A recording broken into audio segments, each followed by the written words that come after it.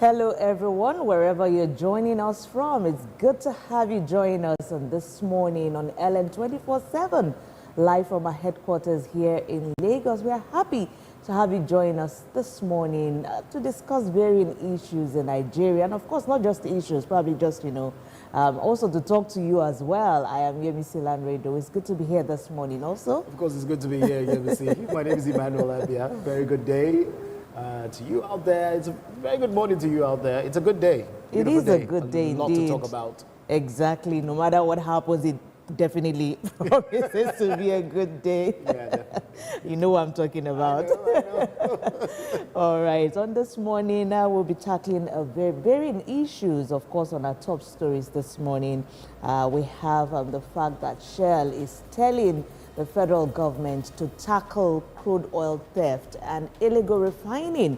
Well, that's one of the stories on our top stories this morning that we're going to be looking at. And of course, on the front burner, we have the fact that Nigeria's national grid keeps, collapsing and keeps propping up. And that is one thing we want to look at. Why the frequent collapse? What's happening? We need to know the real reasons behind this collapse. And of course, we have the guests that would be joining us to discuss these facts and all of that. And also in the news, Israeli Prime Minister Benjamin Netanyahu speaks to Iranian people in a direct message. We wonder what he's talking about. A lot is happening in the Middle East, and I will be beaming our searchlight also in that area and bringing you news on what Prime Minister Netanyahu talked about and what direct message he actually gave out to the people of Iran.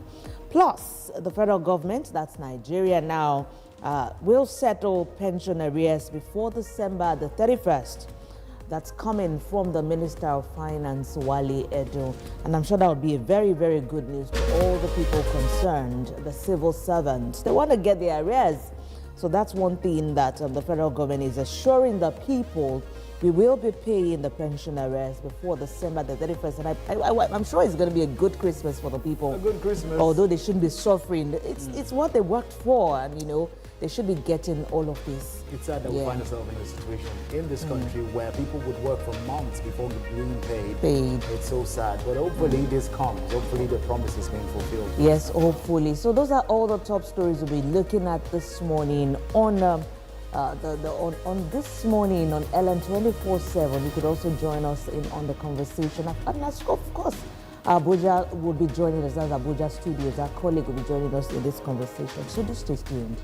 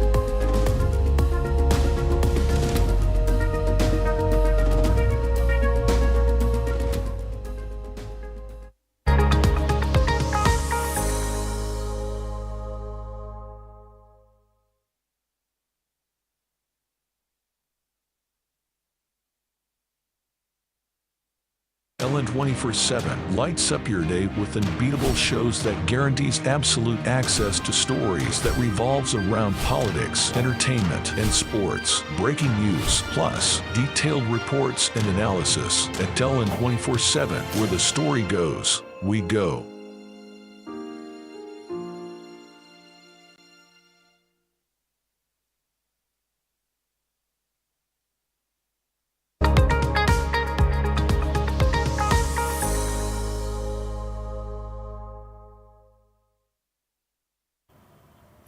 Yes, you're watching this morning on LN 24/7. Let's get to it. Our developing stories this morning. And of course, our colleague is in Abuja, Mono Balagbobo, is also joining in on this conversation.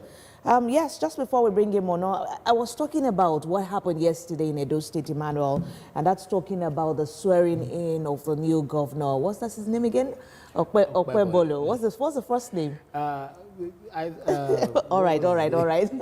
But you know, a lot of drama had happened just before his swearing in about, you know, the former former governor Obaseki, and how, you know, the story about he disappearing from the Senate. I was just wondering, where did he disappear to? Before we knew it, we were told that he was in Lagos and all of that, and because he didn't want. But I actually do not know. Was he even there at the swearing in? Well, you know, there's so much controversy about this whole Edo State. First of all, it started with the elections coming in to this inauguration.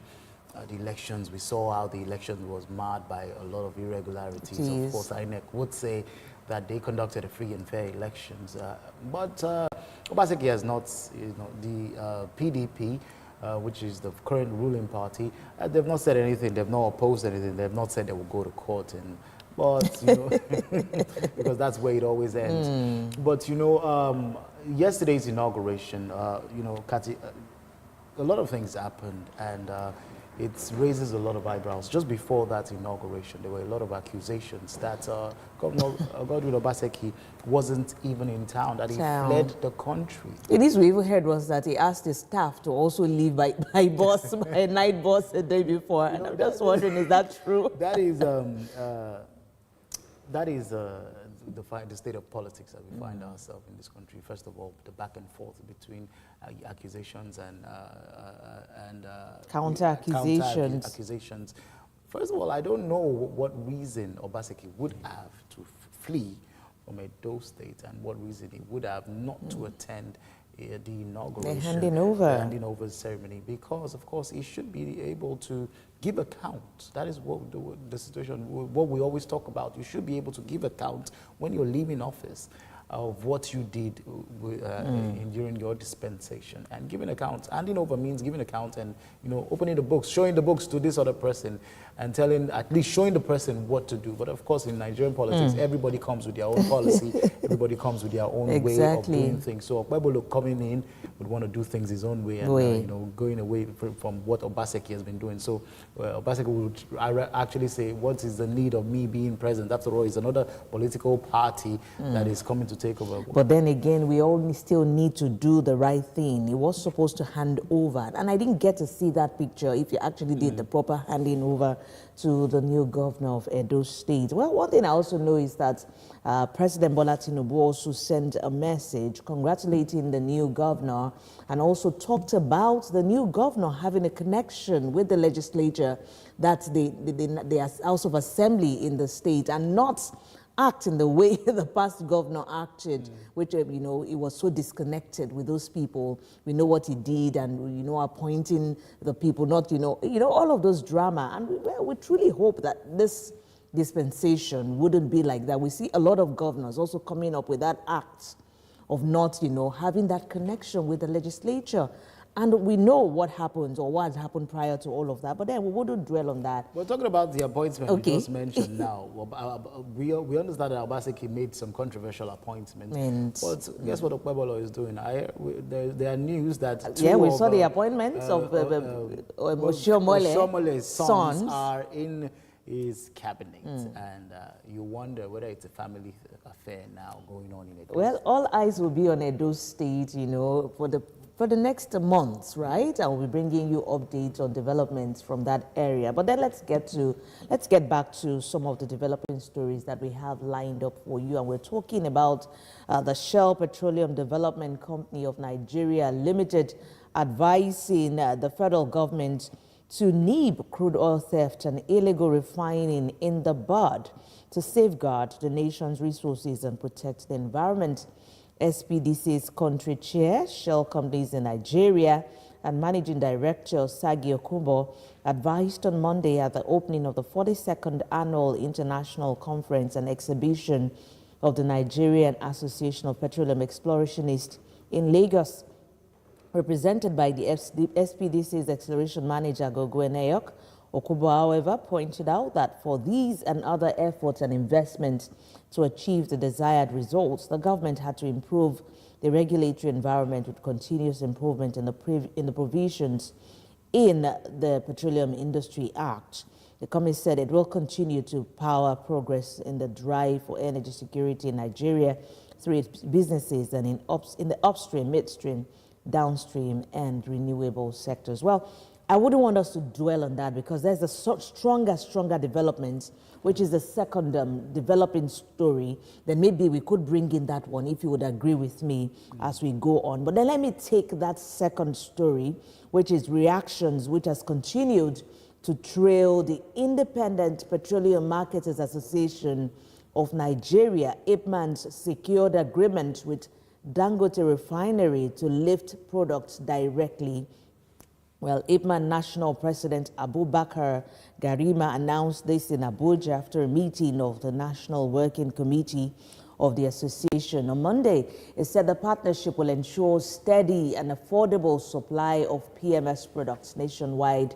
Garima said after meeting with Aliko Dangote and his management team in Lagos that they are pleased to announce that Dangote Refinery has agreed to supply IPMAN with PMS, Argo and DBK directly, that's diesel, for distribution to depots and retail outlets. Garima then urged IPMAN members to support Dangote Refinery, citing backward integration benefits and positive impact to Nigeria's foreign exchange market. Well, that was a development, I guess a stronger development from the conference yesterday, and the outcome of that conference was that, yes, we would agree. We've agreed to now begin to, get fuel directly from Dangote Refinery, which makes a lot of business and economic sense. Yeah. So I felt, okay, yes, you guys are coming back to the table. This is what should have been done. Exactly. And with this new development, about 10 billion, which was usually lost to importation of petrol from other parts of the world, I bet it comes back into Nigeria. So this is a good development. And hopefully this would also crash the price of petrol and bring some sort of succor to the people of Nigeria. Well, that's what every Nigerian would like at this very moment, at this point in time, that the price of petrol, be reduced. At least that would affect trickle down. The effect would trickle down on all other sectors. Would have food at least being cheaper. Would have transportation being cheaper. A lot of things Nigerians are going through right now that they shouldn't be if this was done before now. Because this decision, first of all, this is coming on the back of the announcement by NNPC that they're shutting down all importation of PMS from outside the country. I would take all of that news with some sort of happiness and, You're still worried. I'm still worried because, first of all, do we have the structure to supply the whole country at the same time? Do we have the structure to provide enough for the country? Well, Dangote had always boasted about that. So let's give him that. We know Dangote has boasted about supplying the country. But let's not forget that Dangote is selling to other people, aside Nigerians. Dangote has said for them to have agreed, I want to believe there is that, that structure or that agreement on how this all would work. I always tell you, let me say, it's good on paper. It's good on paper, but the implementation is what really matters. We're going to see. Well, let's. Mono is here. Hi, Mono. Hello, good morning, Yemisi, Manelabia. Good to see you guys today. Actually, I was very interested in the conversation you guys were having about Edo politics. I mean, it's quite the drama, from the pre-election to election proper, and then transition of power. We saw how dramatic it was, alleged 1 billion funding for the inauguration and all of that. Then with Obaseki not being around, according to reports, and then later we heard he was in Lagos, and then finally he was around for the inauguration, and also the broadcast he had to reel out some of his achievements. Well, for the good people of Edo State, I can only hope and pray that Okpebholo can take the state to greater heights. Well, more of that conversation will be on politics later today on the show. Then I think, see, I share the same concern with Emmanuel Abia. I think I would reduce my happiness to 50% because sometimes, I mean, we know the country that we're living in, not to be pessimistic about the situation of things in our country. But, you know, the challenge of, you know, going out to get imported fuel is because it's cheaper than that of Dangote. So how sure is Ipman, you know, in terms of guaranteeing Nigerians that all of their members will not import and then just take up what is in Dangote's refinery to sell to Nigerians? So that is left to be seen. We will see how that will play out, because I don't want to believe that's going to be the case. This is just from the Ipman leadership, you know, saying and all of this. But I've seen some people started saying that perhaps the price of fuel is going to reduce. I pray it is so, honestly, but I am not too excited, because this issue of fuel in Nigeria, crude oil production in Nigeria, the fuel, oil and gas industry, I mean, it'll take God to do the needful to ensure that things continue to work. But as far as my excitement level is, well, I'm not keeping my hopes too high. I think I share the same thoughts with Emmanuel. Well, guys, please, let's be excited. Wear that excitement cap, because I feel this is actually a good one. I mean, just give them the benefit of the doubt. This is what we all have always called for. Let's patronize our own. Yes, this is our own. And they've come back to the roundtable. But then again, you guys talked about the marketers, the independent marketers, getting their fuel cheaper, importing cheaper than that of Dangote. But you know, when these guys, when they plan to sabotage you sometimes, I'm not saying that is what they have done, guys, don't get me wrong, but I'm saying that sometimes they make the statement to be able to get what they want. Now they have gotten what they want. Why was it so easy for them to agree to it? You know, that's another question we should be asking ourselves. It was so easy at that meeting. And of course, they also cited the PIA Act and how this was, you know, embedded in the Act and all of that. You know, I wish I could get that point where I read it earlier this morning. But then again, the question I should be asking is, how much were they getting this from other countries? How much was the import? How much was it for? And how much is Dangote going to be selling to them now? It's a direct buy from Dangote at this point. You know, so I think those are some of the questions we should be asking, because truly, was it really cheaper than that of Dangote? You know, exactly. And another question we need to ask is, how much was Dangote selling to NNPC? Exactly. Because the marketers were saying, it's actually cheaper. I mean, the amount they were NNPC was selling to Nigerians is not corresponding to the amount they were getting from Dangote. So that's another question I hope they will be able to answer. So is Ipman cooperating with NNPC to hide the figures of Dangote? NNPC? Will Dangote sell at the same price that it was selling to the NNPC to them? So that's another thing that needs to be clarified, so we can know. Talk about accountability. I think that's very, very needful for both parties to clear. How much was Dangote selling to NNPC?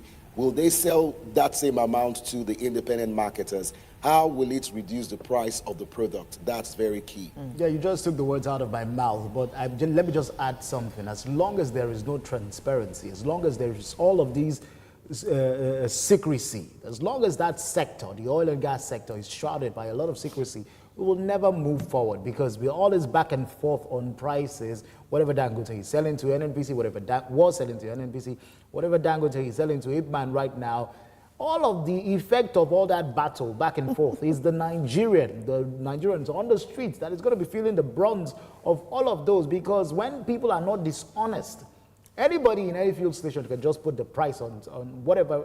When people are dishonest. Is it dishonest or not dishonest?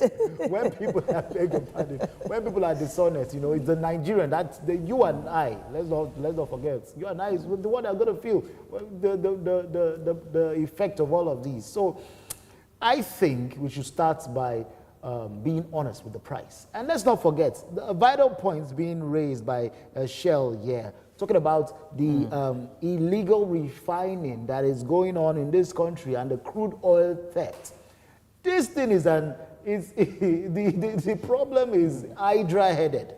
You have oil theft happening, you have illegal refining happening. Dangote will not be the only person that is manufacturing fuel. And don't forget, one of the reasons why the NNPC is stopping the importation is quality. Because Dangote was complaining about the quality that he is producing and the quality that these people are buying outside. Remember when the whole Malta thing, came up, and Dangote was talking about the refinery in Malta, and now they were bringing in low quality products into the country. Nigerians have suffered that for a long time. So the whole stoppage on importation is to curtail all of those, is to stop all of those. So I hope that we will deal with all of these issues one by each. I think they have begun to deal with it. I'm just Emmanuel and Mono, I'm just being optimistic about this whole matter this morning, and it feels like it's showing on my face, really, because when these people, the cabal, because I see all of them as a cabal, NNPC, the independent marketers, even Dangote itself, because they are all intertwined in this matter.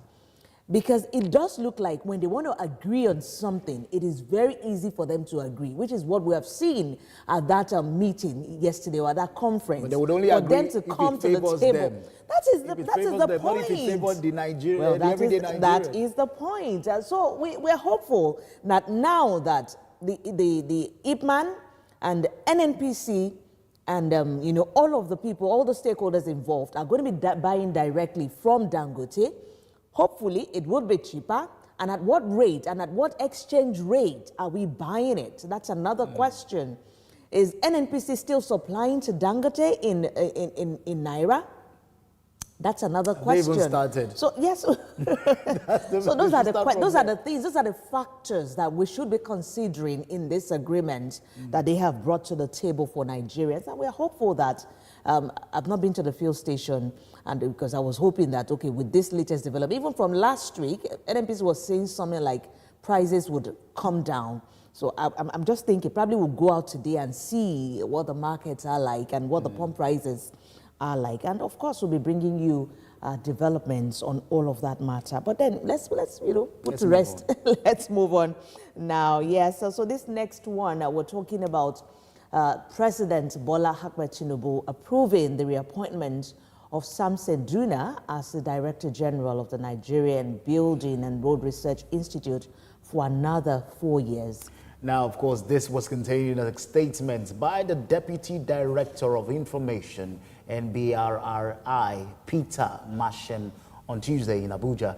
He said his reappointment was conveyed in a letter by the Secretary to the government of the Federation, George Akume.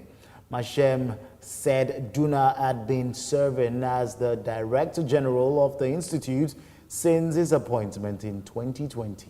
Duna is an erudite professor of civil engineering from Beliri local government area of Gombe State.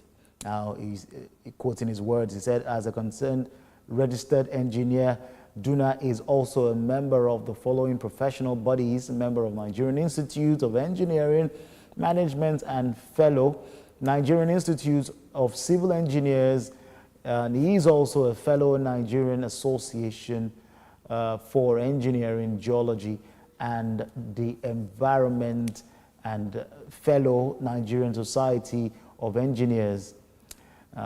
He said he is also council member of Standard Organization of Nigeria and a member of Industrial Sectorial Board of the Regional Transport Research and Education Center, Kumasi, Ghana. This is what we could call putting a round peg in a round hole. We do hope, he brings his professionalism into play here. As you read his profile out, I was just wondering that, I hope that, yes, just as you have said, that this profile will be put to good use at the end of the day. Because this is what we've been talking about. Square pegs in round holes and how people are not fit for position. But, recently, appointments made, they've been the criterias or the profiles have been fitting the appointment, but we always look at the performances of these people. Yeah, so I'm mostly about this research institute or research, this research institute. You know, we've always talked about Nigeria concentrating as well on, the research development, for the development of, for seeking solution to some of our problems in Nigeria. I recall during the disaster with the dam in Maiduguri and all of that, and it came to mind. We were well aware that this was going to happen, but what did we do? Were we prepared? Exactly. And so it comes to mind that it is very essential that we develop our research institute. Yes, this man with all the, all the profile and all of that, I hope that it's not just about the profile. It's about what it brings to the table. It's about, the development of the research institute and being able to provide a solution to at least a lot of, even if it's, maybe take it one at a time, So yeah, Mono, what's your take on this matter? Oh, yes, I have been trying to get your attention. I've had the opportunity to visit that particular research institute in Abuja, and I am not surprised because he's doing a great work. Now, the problem is not really whether the research institutes are doing what they're supposed to do. Research institutes are doing a lot. As someone, who has a little bit of background, of course, in academics before coming into, fully into broadcasting, I will tell you for a fact, there is a whole lot of recommendations and innovations. The question is, the political office holders don't take advantage of these innovations. Now, when we went to this particular research institute, there was innovation of roofing materials, building materials that are cheaper and that are affordable for the average Nigerian. I was dumbfounded. I mean, you've got all of these innovation and the whole public is not really aware of what you're doing. People are not taking advantage of some of the recommendations and the innovations that are coming from our research institutions. And it's just really, really sad. You look at our Western counterparts all across the globe and how they collaborate with research institutions and also academic institutions to solve problems. But there you have it. You see nothing being done. I mean, you go to the library, okay, I'm an alumni of the University of Ibadan. I mean, you see a lot of beautiful works that's supposed to solve everyday challenges, but no effort from the political stakeholders to relate with these institutions to get this knowledge into reality.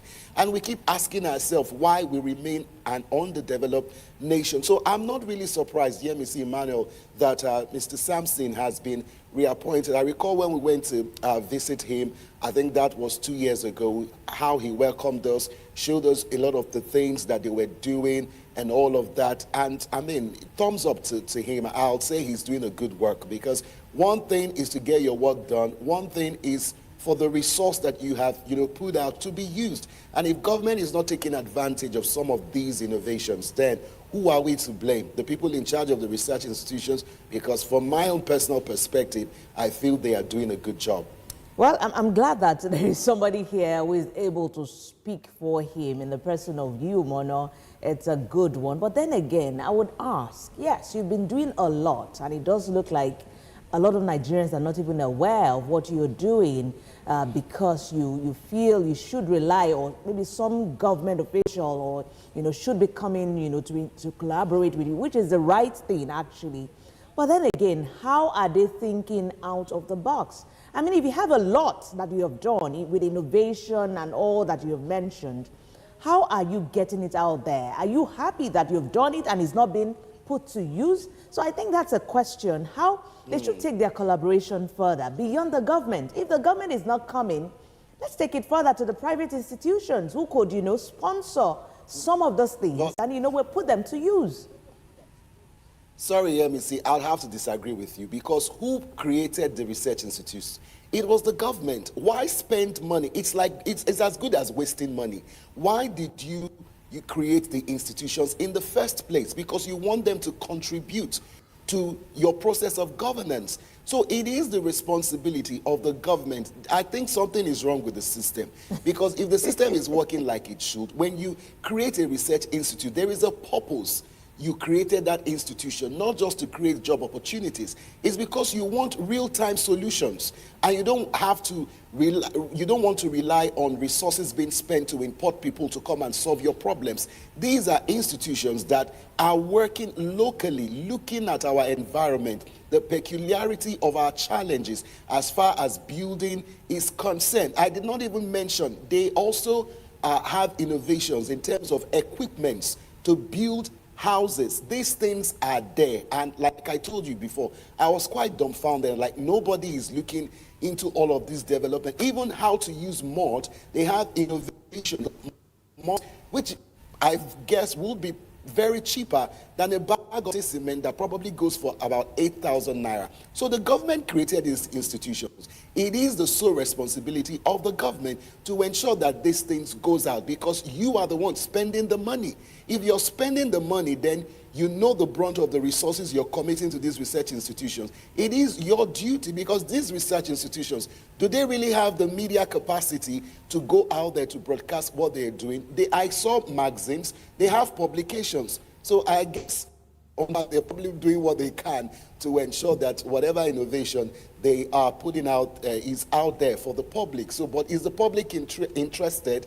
Are building and architects and people who are in construction work, are they interested in some of these alternatives? That's another challenge. Mono, yeah, well, in as much as I want to agree with you, still I will stand on my words that we have seen the way our government works. And if you keep coming up with this innovation and it's not being put to use, then it becomes obsolete at the end of the day. So what's the essence? Yeah, but see, don't forget that we live in a country whereby... I get you, but we have to begin to think out of the box. That's just where I'm going to. If you disregard the government and bypass them and go get private investors, what if you don't get funding tomorrow? Don't worry, you will get funding. With the way our government... We know how politics work. No, we know. I know you know how politics works. You ignore your father, your godfather. I know you know how politics works, but then sometimes you need to wake these people up. Once they see that you have gone to a private sector, and this private sector embraced what you did, you see how they fall in line. That's when you see them coming back to you, and they want to be part of it. It has happened severally, but don't let us dwell on that. I'm happy that Mono was, visited the institute and saw all that. It gives me joy that something is happening in that area, because I thought, it was just dead and nothing was really, happening. But then, thank you so much, Mono, for that information. All right, let's get this last story on a developing story before we go on. Yes. What's the story now? With the aim to travel safer and more reliable, the Lagos State government has kicked off park accreditation and digitization of manifest for interstate level. Of course, interstate travel, Lagos State Commissioner for Transportation Oluwaseun Osiemi said a key feature of the project is the shift from paper-based to digital passenger manifests across all interstate parks in Lagos, of course, Lagos State. He further disclosed a decentralized digital platform will enable real-time access to passengers' information, ensuring that emergency responders can act quickly and effectively in case of any incidents. Larger parks with existing booking systems will integrate directly into the new system, while smaller parks will receive devices and assistance to capture digital data on site. Let's take a listen to Oluwaseun Osiemi, who's the Lagos State Commissioner for Transportation. Make interstate travel safer, more efficient, and more reliable. Currently, our PASA manifest system operates on a paper-based approach, which can lead to inefficiencies and delays in critical situations. By transitioning to a fully digital platform, we aim to securely capture and store passenger information in real time, providing immediate access to accurate data in the event of any incidents. Alongside this, we are also implementing an accreditation system for all interstate parks, setting a new standard of quality, safety, and service for all operators. Parks that meet our minimum safety and service standards will receive the Ministry of Transportation official certification. These certified parks will display a prominently placed signage assuring passengers that they are boarding from a park recognized and trusted by Lagos State. For parks that do not meet our standards, particularly the unregulated roadside mushroom parks, they will require improvements or abolished. This is a collective move towards a safer, more reliable interstate travel experience for every Lagosian. Well, I guess this is a very good one, and I must say kudos to the Lagos State government for introducing this digital capture at our interstate parks in Lagos. Yeah, because over time, for years, I doubt if we'd ever have that. But yeah, I know some car parks do have them. Some major car parks in Lagos do have them where you would have to, write your name, fill in your information so as to ensure safety. But how many of them actually, even at the end of the day, work with this manifest? Many of them. I'm really glad that we are gradually moving into digitalization. Digital, yes. It's a good feat, although we are slow, although it's coming slowly, but yeah, it's a good one. At least it's eliminating the old paper thing. It's, first of all, customer data or passenger data this time is really important. And, anything can happen on the roads, especially Anything with the at all. state of our roads right now. Our rail system is not very, very effective. So a lot of people use the roads to Well, move. it's becoming effective in Lagos, not giving them the... in Lagos, within. Now we're talking gradually. interstate. We're talking interstate. How many Even interstate, interstate, Lagos to Ibadan, Lagos, the Ibadan federal train one, will carry. and Lagos to Abeokuta. We must also look at the number of passengers that it can service at a particular time. The number of people that travel, do we have enough infrastructure to cater for the number of people that want to use those services? So let us look at providing enough infrastructure. We should have gone past this digitalization before now, but kudos to the Lagos State government. They're doing a good job. For introducing this. But let's do more. Let's do more. Honestly, let's do more. With transportation in the country, let's do more. A lot But is expected. I think, yes, just before we wrap up on this, I think it's something that we need to look at, really, this issue of manifest, even with the rail system as well, because I know I've traveled to Abeokuta using the train and all of that, but I can't really recall having a manifest. So I think it's one thing we should look at. We do that, but then I think it's a story that we would want to look at here on LN 24/7 going forward, and to ensure that these things are put in the right place to ensure the safety of Nigerians. Well, that's the much we could take on our developing stories this morning. And coming up right after this, the front burner, what are we looking at today? We're looking at the continued national grid collapse. Why the frequent collapse? So that's our topic of discussion, or our focus on the front burner. Do stay with us. You're watching LN this morning.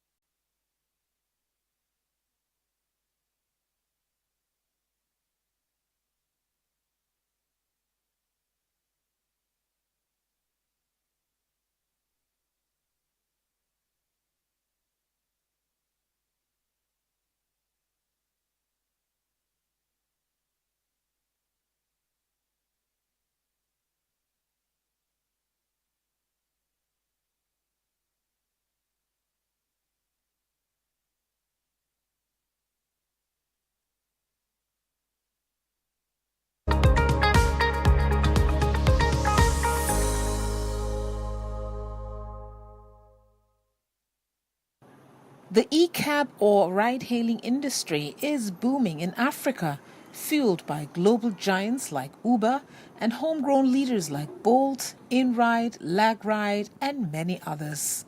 And for many people, these platforms have given them new employment opportunities and the chance to make additional income. But in the past 6 years or so, there has been a gradual increase in professional women riders on these platforms. Nkechi Abiola is one of such professional riders on e-hailing platforms and has been for the past 5 years. Unlike many others who got on the platform as another option to being gainfully employed, she joined it because she loved to drive and didn't mind the additional income. A mother of 6, she has been driving as an e-hailing cab rider since 2017. You know, sometimes I tell some ladies, you feel it's not a perfect job for a female. Me, I feel it is just the perfect job for you, that woman that really don't want to live. You know, you're not a professional. Yeah. You don't really like going to work and coming back. You like your space, your freedom. Okay, if you are such a woman and you love driving, then just give this a try and you love it. Because she shares her experience as well as some challenges she has faced in this very male-dominated industry. I'm a mom of 6, 5 girls and a boy. Before choosing to go into driving fully, I was a fashion designer. Yes, I have a fashion outfit, but I have this deep passion for driving. And when I saw this opportunity to drive and earn, you know, when these app companies started coming into Nigeria, and I said, why not? If I can drive, do what I love doing, and earn money alongside, then why not give it a try? And that was how I started driving. And you know, when you do what you love, you know, something you're passionate about, you know, you enjoy it. And that was how I started driving in 2017. And since then, I've been driving till date. When I started this, I have grown-up kids. You know, they were the first friends I have. You know, they were the one I spoke to first. And their response was totally, no, mommy, you can't do this. You can't be a taxi driver. You know, it took a while for me to be able to convince my kids to see this in a different way, that I'm not just an ordinary cab driver. I'm a professional e-hailing driver. I don't need to go out to sort for riders. You know, I'm in my car and I get rides. So it took a while for me to convince them, but eventually, they are my kids now. I know how to go about it. Then talking about maybe my riders, you know, many of them, sincerely, I've seen so many guys that reject. They said no, they won't have a lady driving them. No, they won't just take it. I'm telling you, about 3 of them, I tried convincing them. They said no, they are sorry. Madam, they are sorry. But there are some, I will just tell them that, okay, after today, you're going to change your mind about female driving. So, you know, they don't just buy the idea. They don't see a female driving commercially. So, you know, the society do not accept us. They just see this profession as for male. Since it's male dominated, it's supposed to be for a male. You know, driving commercially is not meant for any female. Nkechi is the founder of an association called Ladies on Wheel, a body comprising all female e-hailing cab riders. The association was founded in 2020 and has since grown to over 500 members with branches in Ibadan, Abuja and Port Harcourt. Ladies on Wheel started when normally we have a group where we have the male and the female together. But you know, we have just few women, just me and maybe 2 other ladies on the group, and they're always oppressing us. When you want to ask a question, they'll be like, are you even supposed to be here in the first place? You know, they don't answer your question. They just want to mock you and all those stuff. And me, I'm a fast thinker. I take opportunity. Once I see a situation, I start looking for a solution to that problem. One day I got home and I was thinking, what am I going to do? How will I stop this? And that was where the idea of creating a group for female only came up. And I created this group, added those 2 ladies to it, and I told them, if you come across any lady driving, please add them up. It's high time we stay in a place where we can express ourselves, where we can make jest of ourselves, and where we can learn. And that was how we came about Ladies on Wheel. And we registered the association in 2020. We became fully registered, recognized in Nigeria. So the reason for creating this group is just we want all women to come together. you know, to be in a place where you can express yourself, to be in a place whereby you can, you know, we can go with one voice to the government to seek for some support, empowerment, you know. So it is a place where you can come into as a female driver and you get all the encouragement and the support that you need. Nkechi recommends this line of work for any woman who is passionate about driving and who wants to make additional income. I have a passion for driving, and then when I came into the business and I started seeing that it is, you know, women can actually do this. I use myself as a case study that I can actually do this. And if I can do it, any other lady can do it. So any lady that is looking for a side hustle, I can recommend driving. There are gender disparities in the e-hailing taxi industry across Africa. For professional e-cab riders like Nkechi, driving is something she's going to do for a long time to come.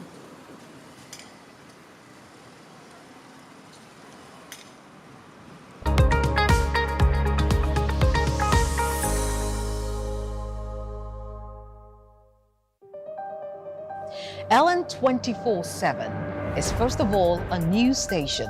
We'll continue with updates from the just concluded governorship in the southeast has raised questions if INEC will be able to conduct elections. With a core team of over 40 correspondents spread across Nigeria. Nigeria is set to take its place. And affiliates in Africa, Europe, America, and Asia. We give you news as it breaks from the perspective you can trust. Ellen 24/7 News, where the story goes, we go.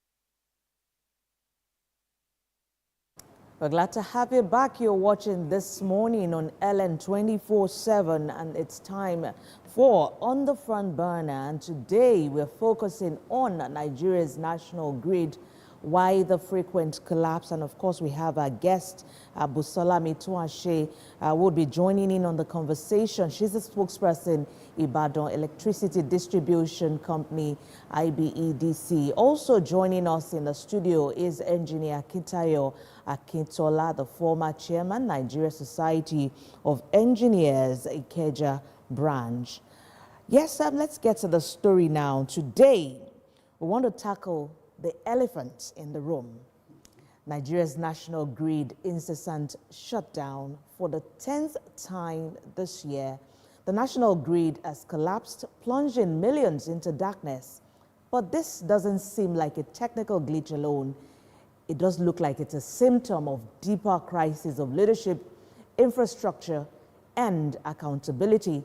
As the federal government points fingers to distribution companies and discos cry foul over inadequate funding, one thing is also very clear. Nigerians are paying the price for decades of neglect and mismanagement. And the question is, who is really to blame? So yes, again, our topic is Nigeria's national grid.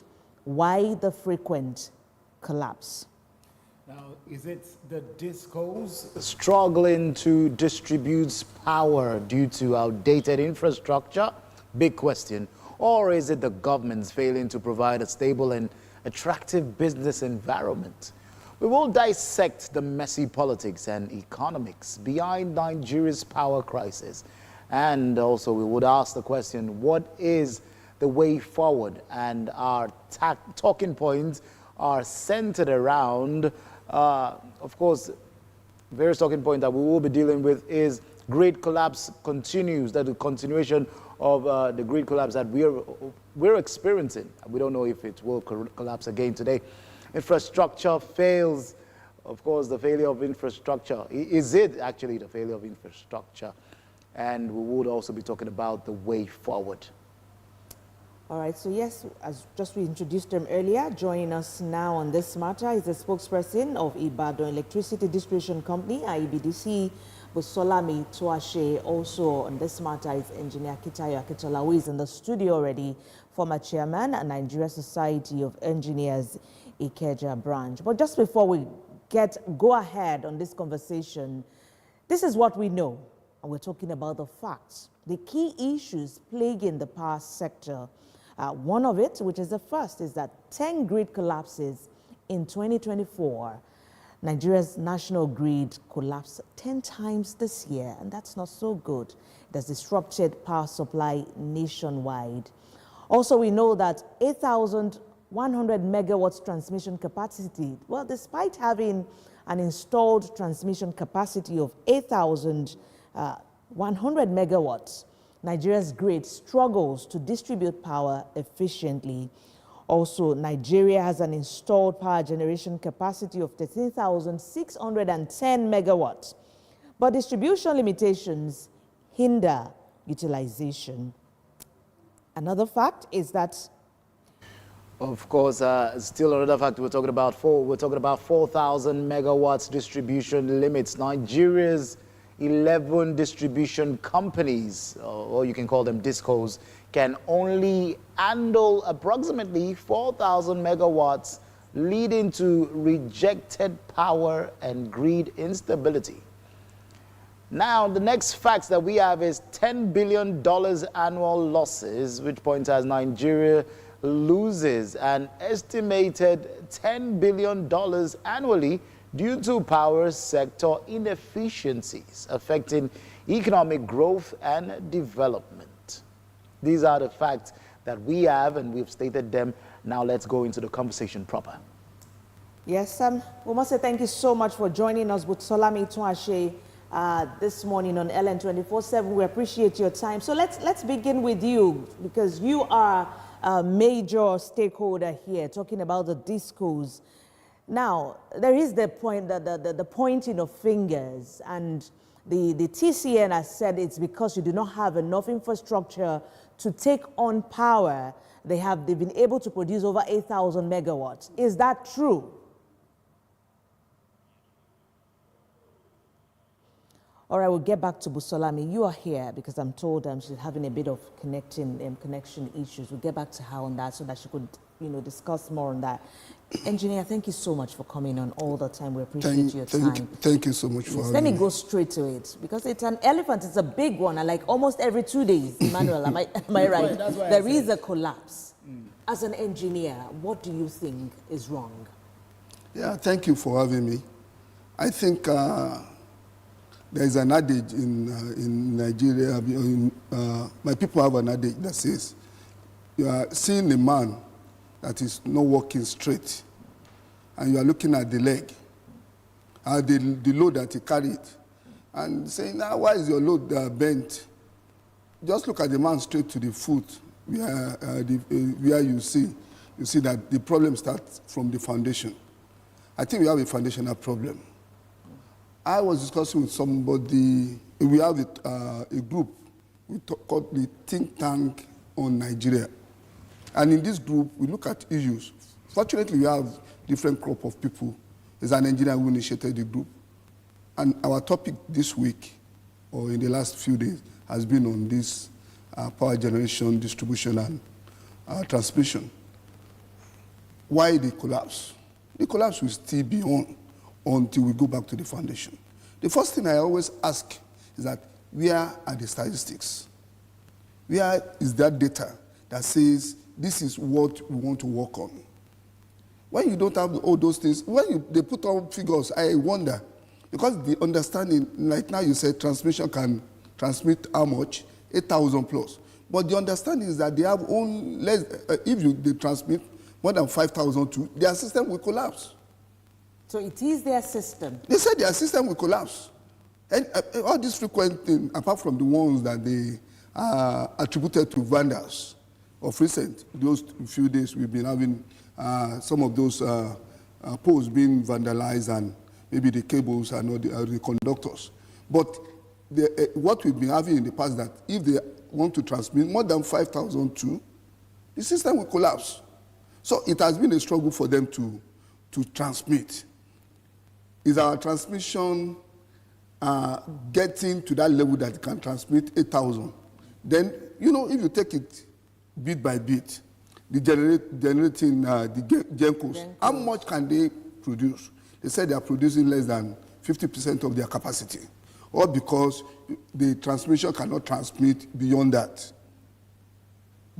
level of 5,000. So they are limited. They are limited. So now those who want to, the off-takers, who are the distributors, the discos, they too have their own problem.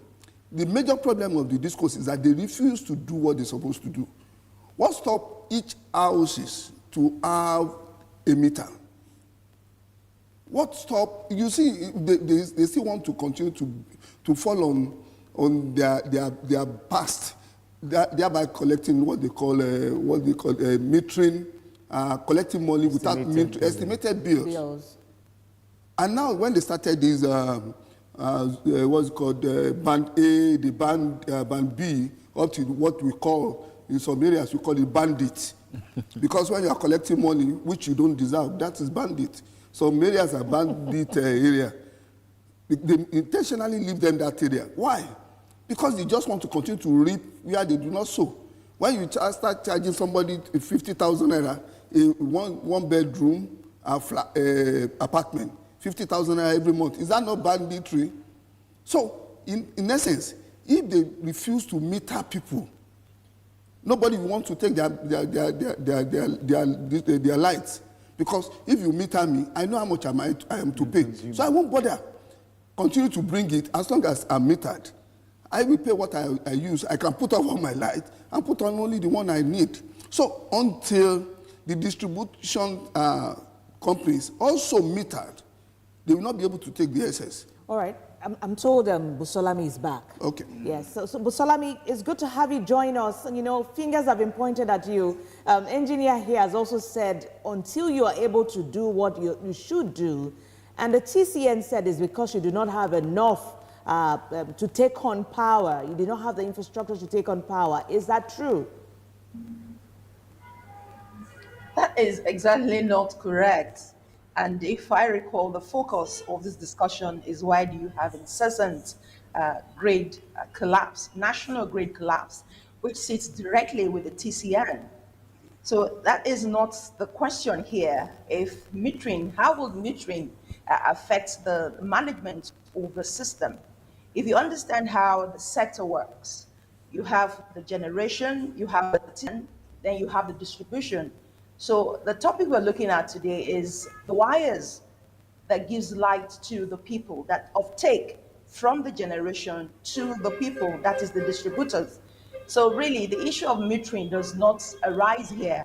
However, I will address that. But let's look at why we have incessant system collapse. And I will speak as a distributor and you do the math. When we privatized the sector, we inherited liabilities and assets, no doubt about that. But since we came on board, IBEDC, for instance, had done what we call system upgrade, network upgrade, up to the tune of 5 billion naira, and we do that almost every year. So that means we realize that the system, the network, there are a lot of dilapidated infrastructure. So it's our job to do that. And if the TCN, which is our counterpart, is not doing the same, then there will be a lacuna. Then another issue we want to look at is the issue of population growth, which might be a national issue, really. The wiring and the system that we have in place in Nigeria now, I'm not sure that system took into cognizance the population growth of Nigeria as we speak today. That's an issue. And another key point is the issue of vandalism, where the bandits, like I said, who will the system, the wires, the poles, the feeders. And this issue of vandalism doesn't even end with the TCN. It is even perpetrated with the discos as well. Even where the so-called meter that my engineer is talking about have been vandalized by customers. So those are the core major issues as it affects disco and the TCN in terms of incessant national grid collapse. Now back to the issue of metering. No disco wants to operate under estimated billing. That's what he's referring to, where we don't give customers meter. And this is because there's a policy put in place by NEC called the capping policy. By this capping policy, you cannot bill a customer beyond a particular level, a particular limit as instituted by NEC, regardless of what the consumer might have used. Either the person uses up to 2,000, 5,000. If the capping policy says for this area, you cannot bill a customer more than 1,000 naira, that is what you will bill. So not giving customers meter, these schools are running at a loss. But we understand that when we inherited or when we took over the system, there are a lot of shortfalls and loopholes. So the funding to give meters to customer is a challenge. There's paucity of funds, there's issue of liquidity, a scarcity of liquidity in the system. And I know you understand that, Yemisi. So that is why we cannot give our customers meter the way we should.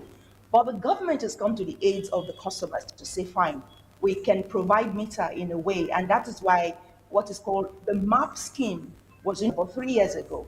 There was a free meter that was given to customers some like a year back. But right now what we have on board is what we call the MAP scheme. That means we have producing the meters and we sell to our customers. So the money doesn't come to the coffers of the discos, it goes to the manufacturers of the meters for customers to get meter, and they get refund at a particular time after paying for these meters.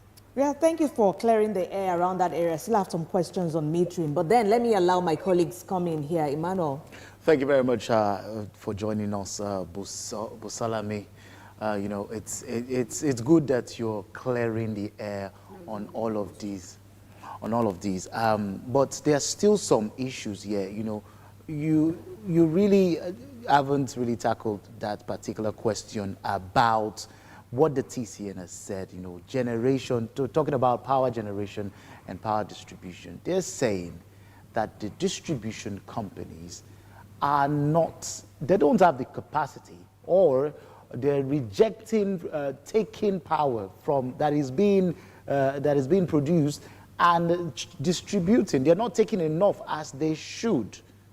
And of course, you're representing a distribution company, and I would like you to really clear that. Is it true that the distribution companies are not, or do not have the infrastructure to take as they should?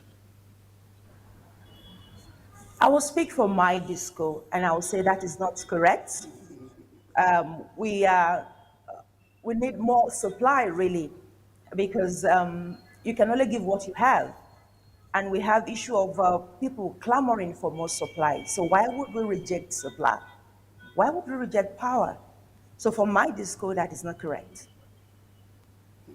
All right. Well, our colleague is also in Abuja. Mono Balagogo. Mono, I'm sure you've been listening to this conversation. Engineer is here. Busolami, representative of Disco in Ibadan, is also here. All right. Thank you so much, Busolami, for clearing the air, because I've been quite looking forward to having feedbacks regarding there.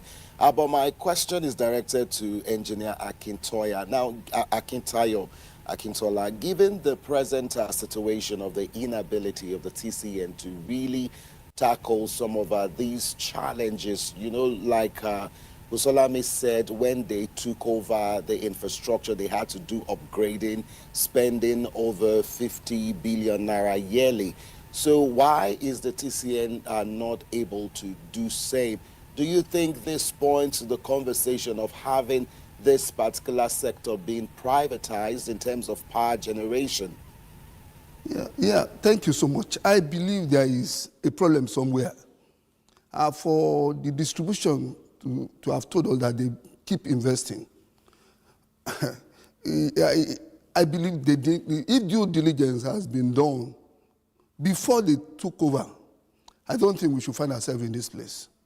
Because I want to take up a company, and I've not done the real thing, the due diligence, that what are the requirements. I kept asking, like I told you, on that platform which we have.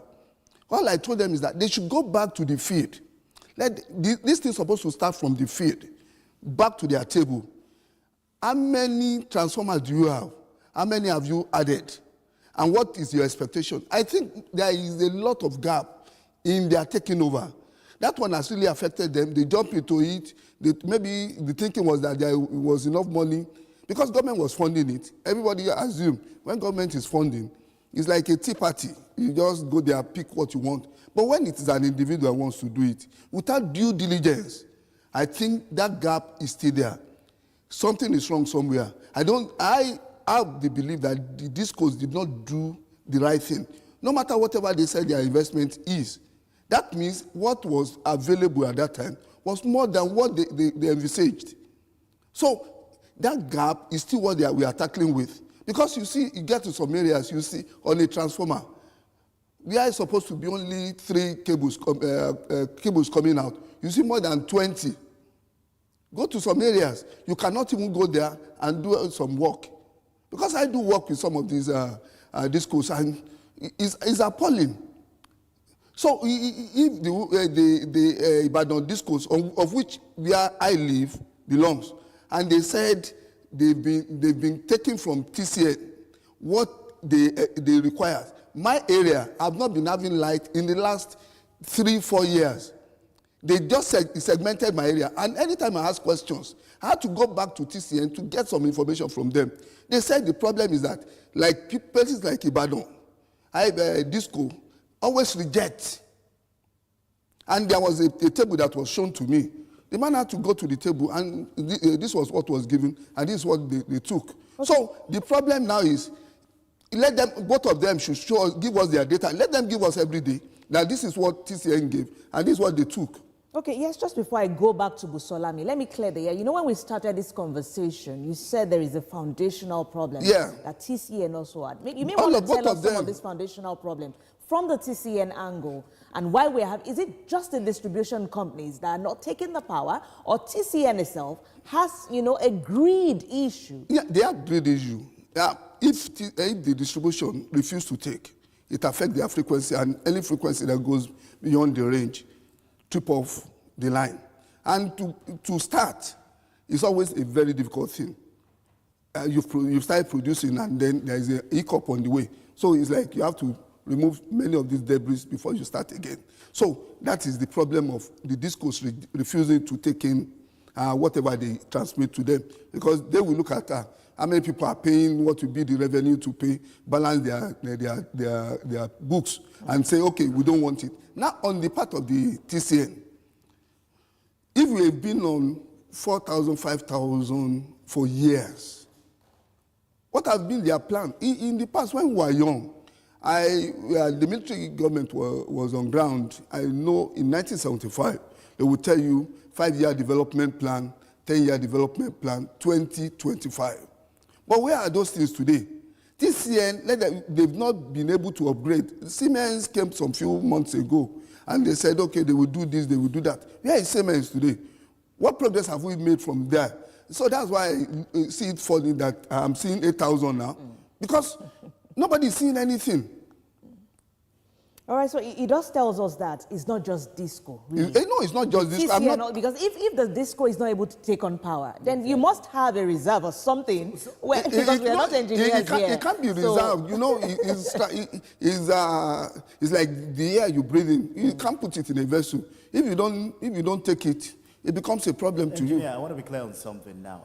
Is it only when the DISCOs do not take power that the grid shuts down? No. Or TCN also has a responsibility there. Can it also shut down when they don't transmit enough? Like they've told us that, okay, in Kanji there was a problem, it will shut it down. If it's in any of their transmission stations, it can shut down. So all those ones are also obsolete equipment. So that's a bigger problem. It's a bigger issue than even the DISCOs taking on the power. What I'm saying, we're having this because of bandits and some other things. In recent time, it has been more of the TCN part. But some of this collapse were also DISCO. So both of them have problems. Generating people have to lower their generation because nobody is taking power. You understand? It's between the two of them. And now let them, I will suggest that, let them sit down at the round table. Let the DISCOs do their due diligence in terms of knowing what what is the capacity? Like the areas are being controlled by IBDC. IBDC controls like 6-7 states. All of Oyo State, Ogun State, even part of Ogun State, right. Ondo State, Kwara, and not Ekiti. All right, we have to allow Busolami answer to some of those points that you have brought out, especially how much they are taking on. Yes, you said it's not the issue, but how much are you taking on? Yeah, it's not the main issue. But just before I allow you come back in, Busolami, we also, put out questions for our audiences. Well, with our polls, and we asked some questions out there, and we want to get their feedback on it. And what we asked on our X handle at LN24_7, we asked, what do you think should Nigeria's priority be to prevent future grid collapses? And here we have the results. Of course, 73% of Nigerians say that we need to upgrade the grid tech. And 7% also agree that increased funding needs, this sector actually needs increased funding. Train skilled workers was said by 13%, and 77% of Nigerians say we need stronger policies. Well, Busolami has said that they spent about 5 billion naira every year to upgrade the tech, but Nigerians are asking questions. Is that enough? Are we doing enough to upgrade this tech? Are we doing enough? Is that enough investment to get things going, Busolami? Obviously, it's a tech issue here. That's what I would say. I could see you were shaking your head, engineer. But then we'll come back on this. We've been speaking with engineer Akintayo Akintola and also a spokesperson of IBEDC, Busolami Twashe. We'll take a quick break and we'll be right back on the front burner. Do stay with us.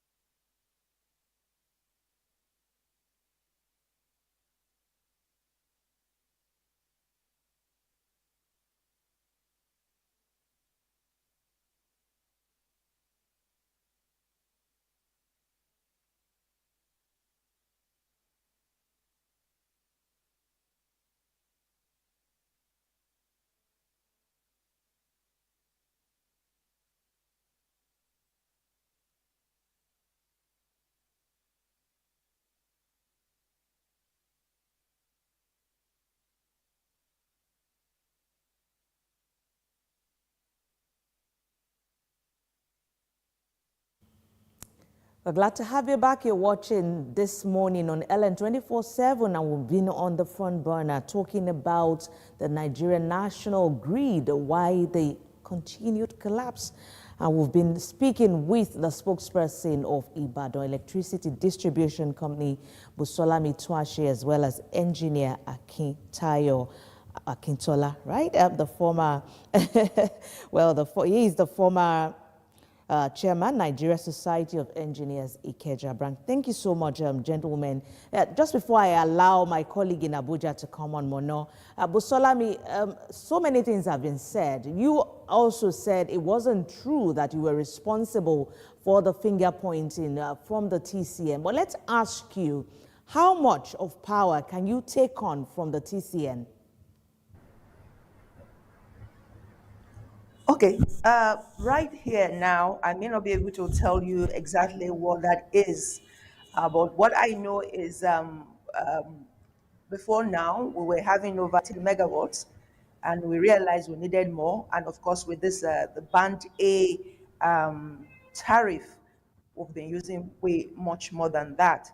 So what is needed is collected, and there are no cases or issues of rejection. And also bear in mind that with the policies in the power sector today, when we're talking about remittance, what we now pay back is 100%. So Discos will collect power, buy power, and pay back % of that power. So what is needed within each franchise is what I believe is collected by the Discos, so they can make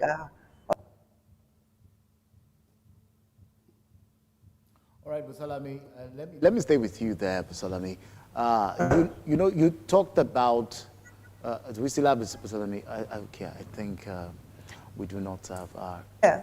Okay, she's back. Okay, she's I'm back. here, I can hear you. All right, but Salami, Yes. one of the issues you talked about is, or not, maybe you didn't really talk about it, but one of the issues we really know about is some complaints by discos about the dishonesty of Nigerians in, the handling of this metering. I think you raised it.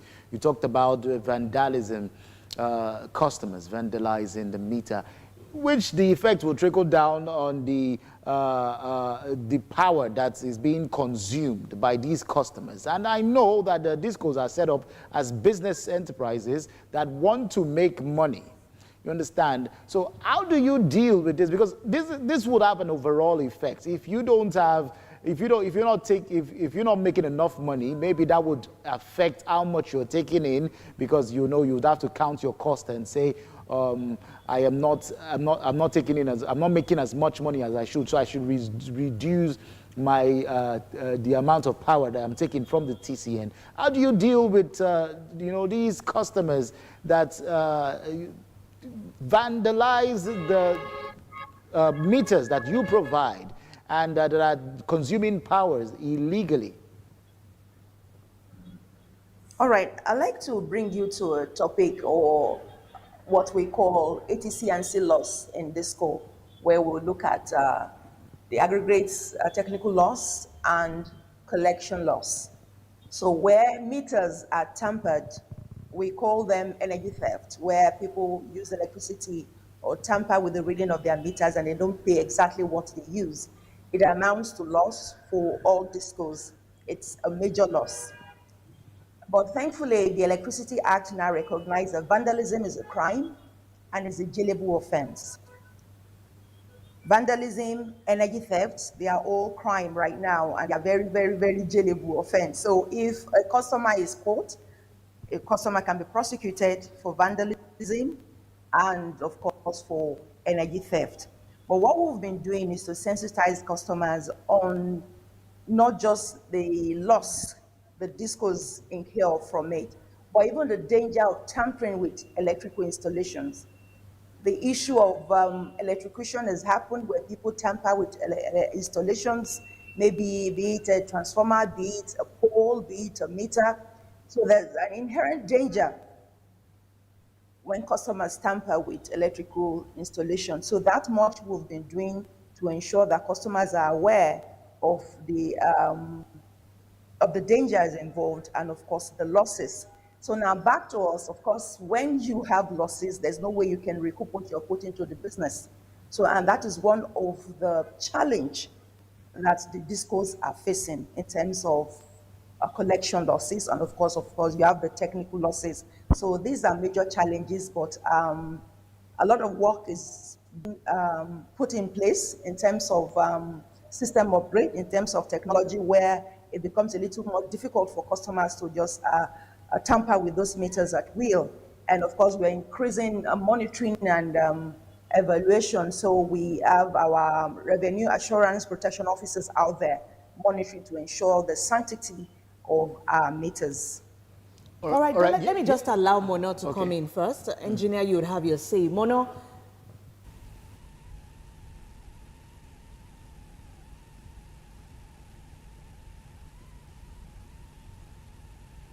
All right, Engineer, you wanted to say something.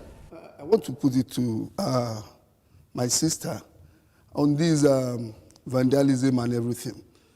I believe the DISCOs are part of the problem. In my area, like I told you, I could see lights some few meters away. Why my own area has been segmented, and the excuse has always been there is not enough light, enough supply to serve my area. Why those who came from another route, I can see light, maybe across the road. Now, is my area not prone to vandalism? Somebody can go to my transformer and remove. In the last 4-5 weeks, no light. I've not even seen one. And that has been the method. Even if they want to give you, they give you maybe some few hours in 2 weeks. So my area is prone to vandalism. Somebody can go to my transformer because he knows there is no light and remove all the cables. But because of our own security system at least we could keep our transformer. And that is what is happening in many areas. I saw one on TikTok or something like that this week, somebody who went to a transformer and got stuck to it because there was light. But engineer, if I may come in, yes, the vandalism that is happening that shuts down the national grid, there's electricity. So is it the lack of electricity? No. What I'm saying, no, I'm going back to, she refuted that they having enough to supply. What happens to such area where we live? Why are we not having enough? And I ask questions up to their BU, business unit, why are you not supplying this area? They said they don't have enough. Why should you segment it? If these things, you start with one, go to that area, map it out. You'll find out that many people don't have that light. And they are prone to all these problems. And when you have problems, you know, all these things are feedback. When you vandalize and you leave it in such an area that when light comes, it hits another, and then it's like you have a spark in your house. Before you know it affects your meter. So these are part of the things. If things are done rightly, why are some areas not having supply? All right, I'm sure Busolami would respond to you, but before that, Mono, let's get you.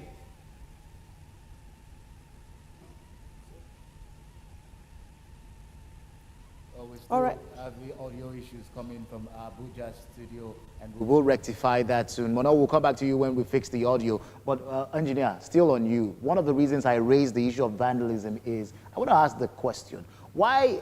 Because recently we've been hearing the story and news about vandalism causing the national grid to shut down. Why is it so easy to vandalize? Exactly. When there is no supply on the cable, do you know how much power? Even the one in your houses, on 220 volts, you touch it and you feel the effect. Now you are talking about the national grid. If the conductor falls, it leads to fire. But when there is no supply on it, anybody can do anything. So they must have seen the gap. So seeing the gap, and they studied it. It's like somebody who wants to invade your house. He must have studied you. He knows when you are at home, when you are not. They know when there is no supply. And that one gives them the opportunity, okay, let's do it this way. All right, let's hear from Mono now. Mono, I bet your audio is good now. All right, engineer, it's been nice listening to you. I know because of the peculiarity of your situation, your area back at home, and that's why you seem to have a lot of heat for the discourse. But I want us to dwell on the TCN, that is the government that is in charge of this power generation. You know, when we keep doing the same thing over and over again, it is the hope that, you know, Nigerians will be able to enjoy good power. Has the TCN been able to put up structures to protect these power assets in terms of some of these grid stations that are being vandalized across the country? And you didn't quite respond to my first question to you the other time. Should the power generation arm of the power sector in Nigeria be privatized? Because it's just the distributing arm that is privatized, and we've seen quite a lot of progress from that. So what are your thoughts? Why is government still insisting on, you know, taking control of the generating segment of the power sector? What are your thoughts, quickly? Thank you so much. The GENCOs are privatized. There are different areas where people generate and they supply to. It's only transmission that is not by the government. Not by the government. In a way, it's been decentralized. Decentralization doesn't solve the problem. So do we need a full privatization? No, it's not privatization, sir.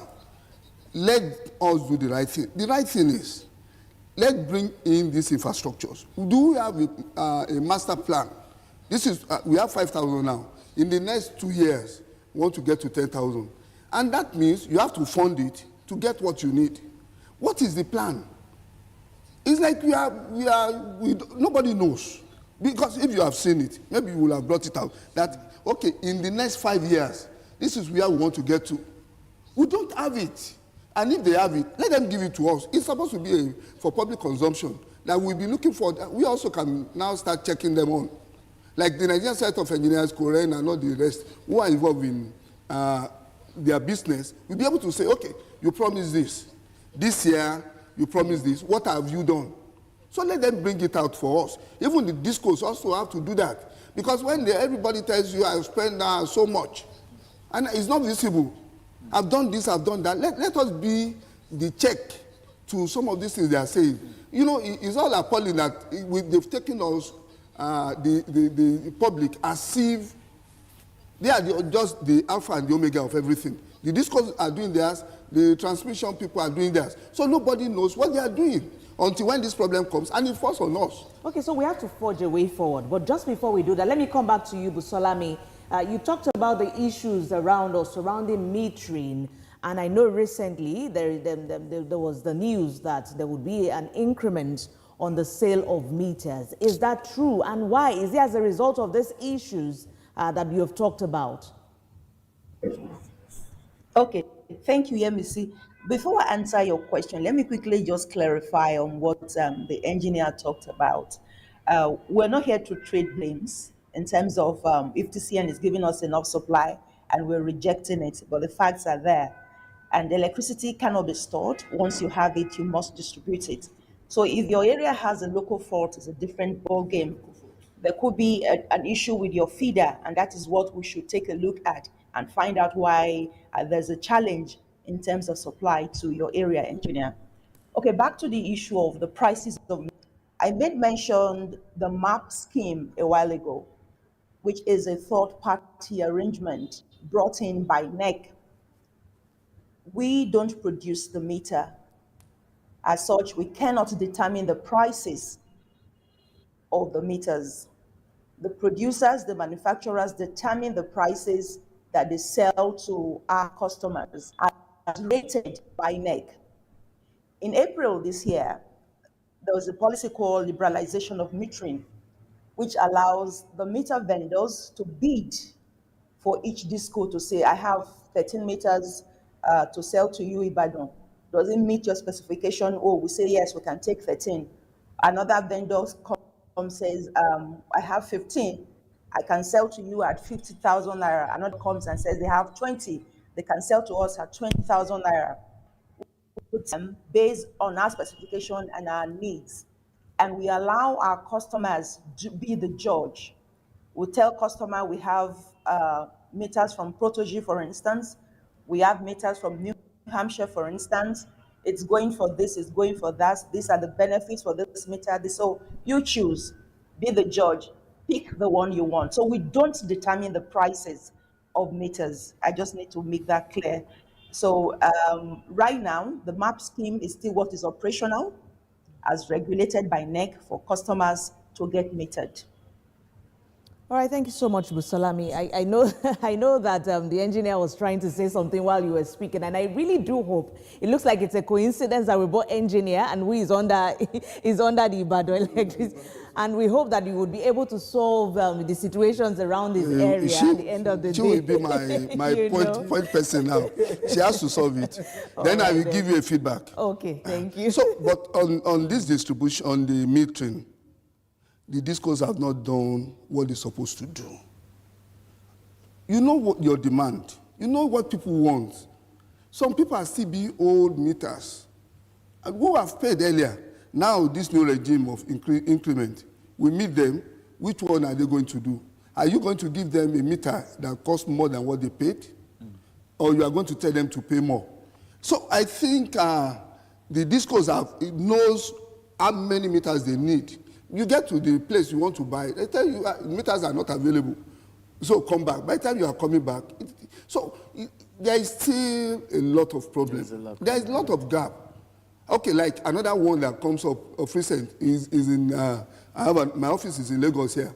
The meter which we bought then, they are now telling us we should discard it. You should come and buy another one.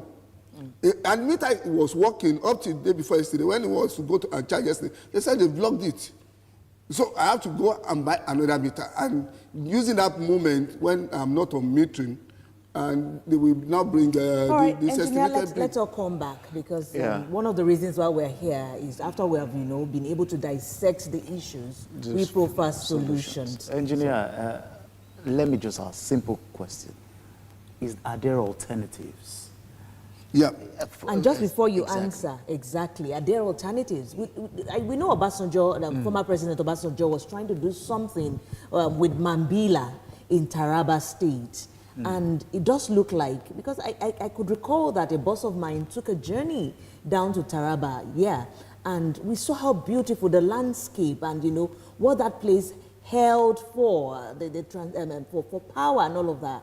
But it does look like it's silent. I guess Ima was trying to conclude this question. I think we should just leave Mambila is another issue for another day. Why? Because it's so complicated, you know, to and fro of that. Okay, I guess we could bring you back to Mambila. But decentralization, which is the thing now, I know Enugu State have started. If you can recall, the recent happening in Abia, Island Abia is on 24/7 now. Within Abia, the supply. They have this Genco stroke transmission, maybe liaising with the distribution company in there. They are now having a full supply. They know whom to go and meet. Let's segment it that way. I know your state is doing something. It will be doing with the IBEDC. I know Lagos State. We had a session with the GM of Lagos State Electricity Board these last 2 days. And he told us they are waiting for the House of Assembly to approve their own something. So if each state can go this way, I know Ekiti State also is doing that. So if people can invest within that small community, let's decentralize it. Let each state have its own Genco transmission and everything. And I don't need the national grid. Like what happened in some places in Lagos, Ogun State, the churches. As an example, RCCG has their own independent supply, though they may have some hiccups too, and also the Winners Chapel. So if they can do it, what happens to the general public? So if we go that route, I think it will solve some of our problems. But that would only take away the collapse from being national. Would we solve the challenges? Because the collapse could also happen in the state. No, they will. Now you can easily meet with them. You can easily do the right thing. You know, when you have somebody very distant, who are you talking to? Who is TCN? Who are you talking to there? Before you get there, the man has gone. You don't have anybody talking to. It's just the word of mouth. But when you can see the person you want to talk to, you can see the facilities, you know, you also will have some input into it. I think seeing must be the believing now. All right, Mono, are you here? Most definitely. Well, I just hope that we can be able to sort this out. Emmanuel said, you know, if we're doing decentralization and, you know, how does that really affect the general mass population? But I know in one of the comments about the ever-growing population of Nigeria. What are some of the things you think government can do to be able to cater for the growing population in the country that's still going to be dependent on power? I guess that question is for Busolami, or is it for engineer? For engineer. Yeah, on the part of the discourse, since the discourse are the closest to us, frequent statistics, data collection has to be done. I know in my area, the rate at which that place is expanding, if you go along the Lagos-Ibadan Express route, you will see areas being, if you get to places like Mowe, you will think Mowe is just the surface. It has extended beyond, even some areas I don't even know, and you see people trooping out, coming out from that area. But most of these areas are not captured, and which I believe is part of the problem we're having. Many areas are getting developed, and if the discos are not concerned about their development, before you know it, they will start agitating. And before you know it, they will start buying pole. Maybe they meet one or two of their, and say, okay, we can connect to this. It becomes a problem which were not captured in their initial plan. And these are part of the things that cause this problem to them. Because all these developed area, some of them will go and buy pole. Okay, don't worry, we will buy our own pole. We will buy our own transformer. And this transformer also will be linked. And by the time they capture it, it makes their load to go up. Okay, let's so which was a part of their power. Yes, let's talk to the stakeholder here, Busolami, by way of proffering solution and talking about collaboration, I know that you've been working with, or you have a synergy with the Ogun State government on how to better electricity or power to the people in that environment. So yeah, so what is the IBEDC's strategy for reducing energy losses? And by way of solution, what are you doing? Collaborating with TCN, collaborating with GENCO, TCN especially. We know we try to bring in the NERC on what they are doing to check that the customers are not in any way cheated. Okay, let me just say that NEC, we're all under NEC, be it the DISCO, TCN, and GENCO really, so they are the key stakeholder here. And so we are jogging, we are talking, and we are looking for the way forward.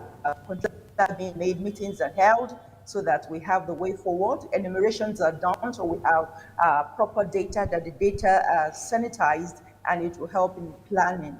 And what we are doing as a DISCO, we are partnering with independent power producers to help with supply. And like we've done in Magboro area, we had just signed an agreement 2 weeks ago with Brinson to supply power to customers in that access. It's a work that is ongoing. Once that is done, it's going to better the supply of the people. And another thing we are doing for some of our underserved area, we understand that some areas are underserved based on with the wired, it puts them at a very disadvantageous position. So we understand some areas are under, so we are doing a mini grid approach. We've done that with a community in Ogun called Makalokin. We've signed some MOU with communities in Kwara, Kosubosu, and Ikoyi in Kwara to give mini grid supply to such communities who were within our franchise but are really, really underserved. So we are working with IPPs, we are working with mini grid solution, and also we are working with other stakeholders, the government agencies, to see how we can come together and better the load within our network area. And I hope you're working with your fellow DISCOs as well. We heard of the testimony with Abia State. Fantastic. We're working with the DISCO. We have an association, so we have meeting every now and again to share experience and have a peer review mechanism so that everybody is in check and the Nigerian economy is better for it. So we must say thank you so much. What better way to anchor on this conversation at this moment? So we must say thank you so much, Busola Mituashe, spokesperson, Ibadan Electricity Distribution Company, IBEDC. Thank you for coming on LN 24/7 this morning. Thank you for having me. Also, thank you so much, engineer, for always, answering to our call. Former chairman, Nigeria Society of Engineers, Ikeja branch. We appreciate your time. Appreciate it. Yes, after the break, of course, we'll take the news and we'll also be coming back to look at, as part of a series still, we're looking at, President-elect Donald Trump has been, he's won the election, and we're still looking at investment tips. And this time, what do you think Nigerians could be looking at, or investment tips in the U.S.? So we'll be having an expert in that area come give us, some ideas on how best you can legally invest in the United States, despite, all the, brouhaha with the new president, Donald Trump. Please stay with us.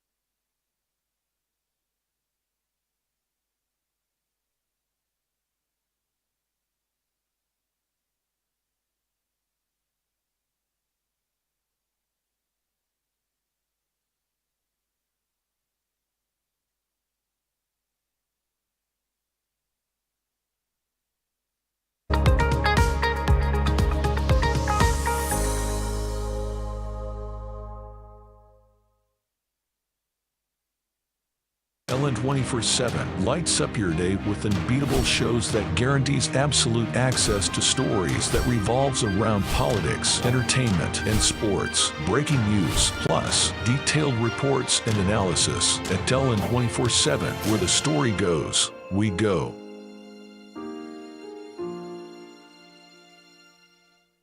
What makes the political system what it is today? What are the recurring issues? Order. The tussle for power. An extremely problematic area. The tension. The instability of the system. Join LN 24/7 as we take you inside the local and international political arena in the world of politics. Apologize for saying that I was corrupt. I'm not here to call out his lies. Everybody knows he's a liar. Watch politics now on LN 24/7. Don't miss Politics Now on LN 24/7.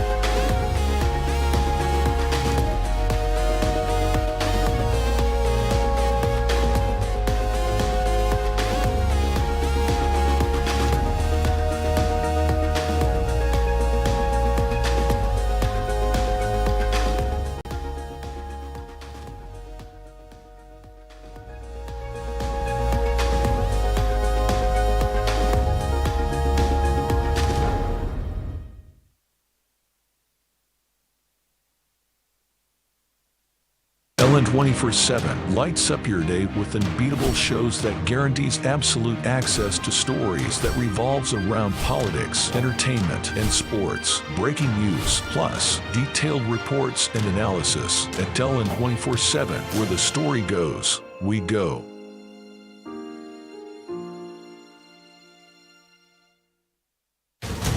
Stay up to date with LN 24/7. LN 24/7. With news, politics, business, sports, and more on LN 24/7. Where the story goes, we go.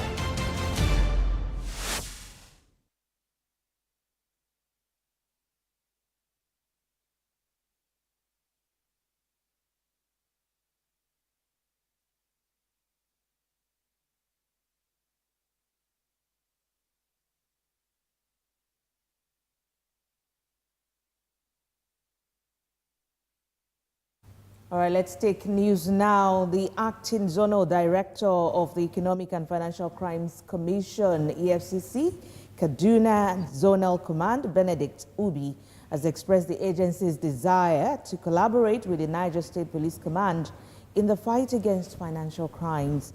Ubi stated this during a courtesy visit to the Commissioner of Police, Niger State Command, CP Shawulu Damaman. It said that its operational coverage includes Kaduna and Niger State. Hence, its reason for visiting the Commissioner of Police in the state is to collaborate with the police, share experience on the areas of interest and mutual collaboration, as well as training programs. The Commissioner of Police, CP Shawulu, acknowledged that he had been receiving EFCC officers on investigation activities in the state and assured of the command's assistance where necessary. Dan Shawulu further expressed the readiness of the police in the state to continue to operate and collaborate with the agency when the need arises. Still in the news, the Delta State House of Assembly on Tuesday suspended another lawmaker, Oboro Preyo, PDP Bomadi, for alleged misconduct. The news agency of Nigeria, NAN, reports that Mr. Preyo's suspension was barely 1 week after Chukwudi Edafe, representing Ukwani State constituency, was suspended. The Speaker, Dennis Guwo, announced the suspension during the House plenary session in the Assembly complex in Asaba. The suspension order followed a motion moved by the Majority Leader, Emeka Nwaobi, PDP Aniocha North, under a matter of urgent public importance. Let's bring you news in the healthcare service. Nigeria's Senate leader, Okpeyemi Bamidele, in partnership with Nigeria Medical Association, NMA, has launched a free medical outreach for residents of Ekiti State to improve their life expectancy.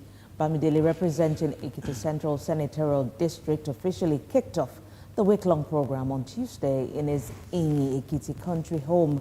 Was speaking with journalists at the event, Bamidele explained that the free medical intervention was strategic in helping his constituents understand their health status and to offer free treatments for those diagnosed with hidden ailments. The Senate leader, who was represented by the senior legislative aide Benga Banji, emphasized that the initiative was aimed at improving the life expectancy of the populace and bringing the dividends of democracy closer to the people, regardless of age and status. Meanwhile, the federal government has promised to settle the 88 billion naira budgeted for pension arrears in 2024. Minister of Finance and Coordinating Minister of the Economy, Wale Edun, made the promise in Abuja on Tuesday when hundreds of retirees from the contributory pension scheme stormed the headquarters of the Federal Ministry of Finance, protesting prolonged delays in pension arrears payment. The retirees, frustrated by the lack of action, blocked the ministry's main entrance, insisting that the minister must speak with them. Ednu said from the 88 billion naira budgeted for the pension arrears in 2024, 22 billion naira has already been paid, saying that the balance would be dispersed by the year's end. He said payments would commence next week. All right, now on the global scene, Israeli Prime Minister Benjamin Netanyahu on Tuesday issued a direct message for the people of Iran, saying Iran's supreme leader, Ayatollah Ali Khamenei's government feared the people of Iran more than Israel. Netanyahu told Iranian people in a surprise message amid tension between the two nations following Israel's attacks against Iran-based Hezbollah in Lebanon. 2 weeks ago, I spoke directly to the people of Iran. Billions of people around the world, millions in Iran itself, saw that video. And after they saw it, many Iranians reached out to Israel. So today, I want to once again address the people of Iran. Since we last spoke, the Khamenei regime launched hundreds of ballistic missiles at my country, Israel. I wonder, did he tell you how much that attack cost? Well, I'm not guessing. It's $2.3 billion.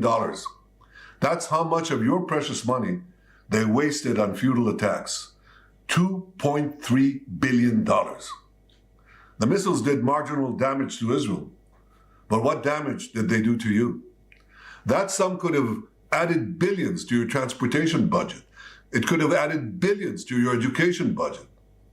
But instead, Khamenei exposed the regime's brutality and turned the world against your country. He robbed you of money that should have been yours. I want you to imagine, just imagine, how your life could be different if Iran was free. You could speak your mind without fear. You could make a joke without wondering if you'd be carted off to Evin prison. Close your eyes. Picture the faces of your children, beautiful, innocent souls. Think of the endless potential they would have. Their entire lives are ahead of them. Imagine how your children's lives would look if billions of dollars were invested in them instead of being wasted on wars that can't be won. They would receive world-class education. You would receive beautiful roads, advanced hospitals, clean water. You know, Israel has the world's most advanced desalination system, and we'd be happy to help rebuild Iran's collapsing water infrastructure. These and so many other things are the things you could have. But that's what Khamenei's regime denies you every single day. They obsess about destroying Israel rather than about building Iran. What a shame. Another attack on Israel would simply cripple Iran's economy. Israeli Prime Minister Benjamin Netanyahu speaking there. Well, that's it on News Now. You could get more information on our content hub at ln247.news and on all our social media handles. All right, right after now, we will be coming back on the Business Review segment, and we'll be looking at investment opportunities for Nigerians in the United States. Just stay with us. Stay up to date with LN 24/7. LN 24/7. With news, politics, business, sports, and more on LN 24/7. Where the story goes, we go.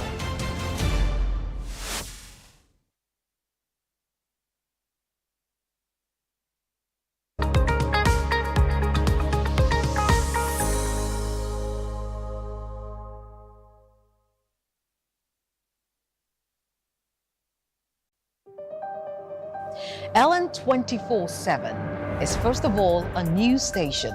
Well, we'll continue with updates from the just concluded governorship in the southeast has raised questions if INEC will be able to conduct elections. With a core team of over 40 correspondents spread across Nigeria. Nigeria is set to take its place. And affiliates in Africa, Europe, America, and Asia. We give you news as it breaks from the perspective you can trust. LN 24/7 News. Where the story goes, we go.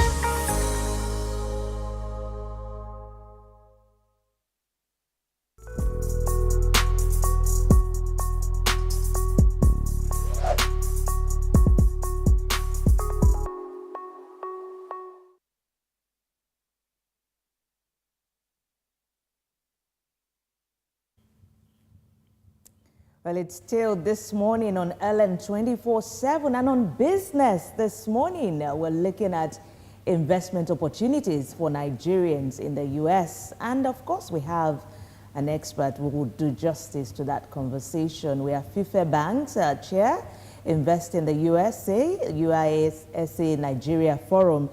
Is also, a chairman of his own company, the managing partner, chief executive with Brave Icons Global. So yes, we're looking at that, and today, yes, what's the story about? Today we're exploring opportunities for Nigerians to grow their wealth, focusing on the U.S. Well, following the recent presidential election, where with Donald Trump's victory, the investment landscape is shifting. And we have an expert, just as I introduced him earlier. Fife Banks is joining us virtually to do justice to this. He would be guiding us through the implications and highlight attractive investment opportunities for Nigerians in the U.S., those there and those at home. But the U.S. economy, despite its resilience, presents unique challenges and opportunities, and Nigerians can begin to capitalize on sectors, of course, like the real estate, technology, healthcare, and maybe, there's one maybe, that's the EB-5 visa program, which offers a pathway to permanent residency through strategic investment. So yes, all of that we'll be looking at, so don't miss out on these opportunities by calling in via our phone line, which will be shared on the screen. We want to join in on the conversation and take some tips, and also take it as an opportunity to also ask questions if you want to go to the U.S. legally, not Japa, all right? Not Japa, legally. Abi Emmanuel. Legally, of course. I like it when you use legally. You know, doing business legally, Japa legally. Legally, but of course, okay, legally. We know the policy of the president-elect Donald Trump on illegal immigrants, and I don't think anybody will want to find themselves in any situation where there are an illegal immigrants in that place. It will not be a funny situation. So, of course, we're going to give you tips on how you can stay in the country legally and do business and make profit. Yes, and get your permanent residency. Mono, I'm sure you're also here. I don't know what's in your mind. Do you also want to Japa legally? All right, just before I bring in Mono on this, I must say, all right. Yeah, I want to. Who doesn't want to? Hey, Mono, we have got you Mono, today. you are confessing now, right? Okay. Yes. All right, let's welcome our guest now. Fife Banks, thank you so much for joining us once again. The last time you were here, you were one of the people who predicted that President-elect Donald Trump was going to win. And yes, he has won. And, we want to get some tips from you. First off, let's get your reaction. What do you think about President Donald Trump's winning and, of course, investments in the U.S.?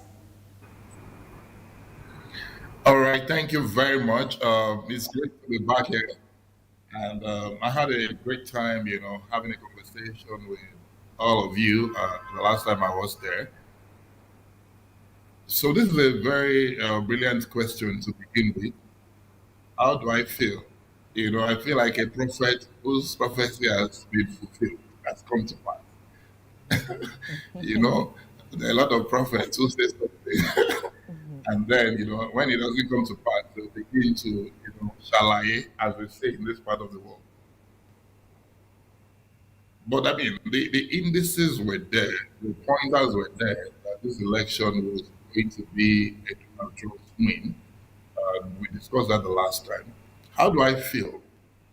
Well, as somebody who was already thinking in this direction, I have mixed feelings at all. I think it's just about facing the reality, of Trump's second presidency and what would be the, as you mentioned, the opportunities as well as challenges, of this president. But I think the person who has the greatest challenge, in Trump's second presidency will be President Trump himself.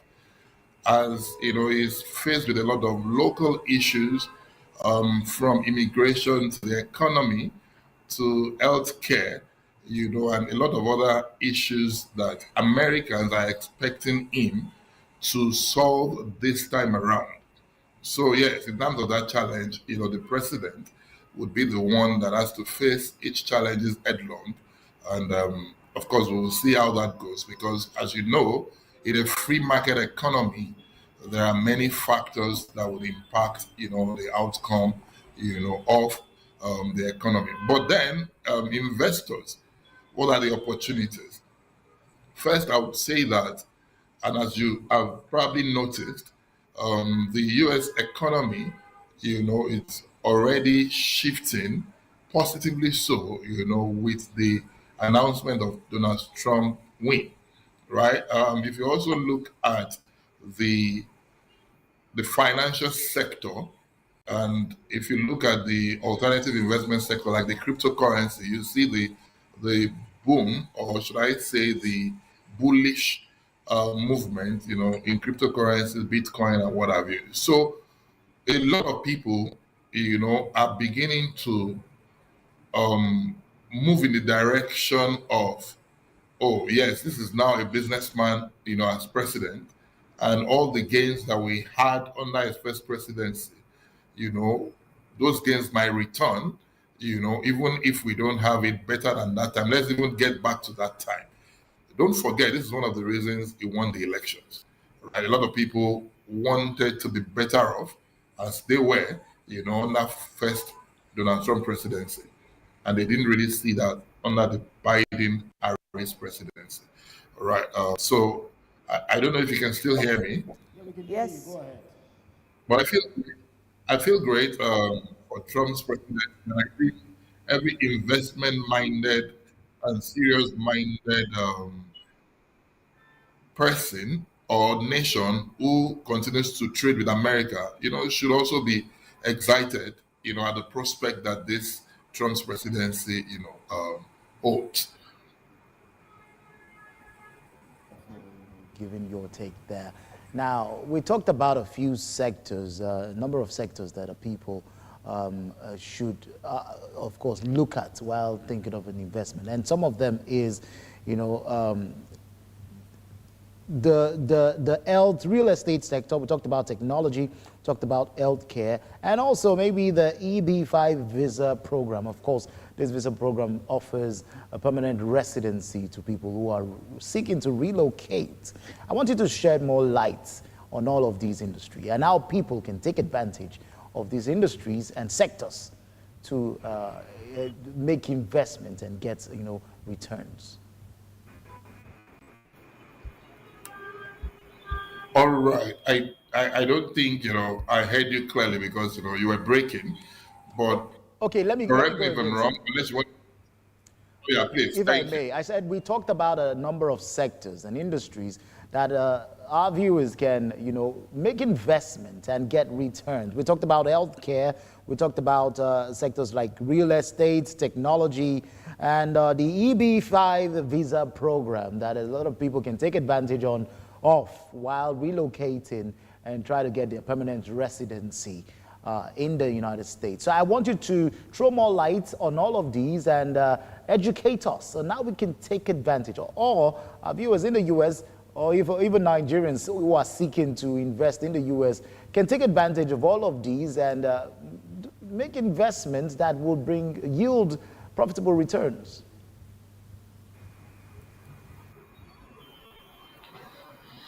Okay, we have a very terrible network, but I want to just quickly take a shot at the question. You were talking about the different sectors and what opportunities, they hold.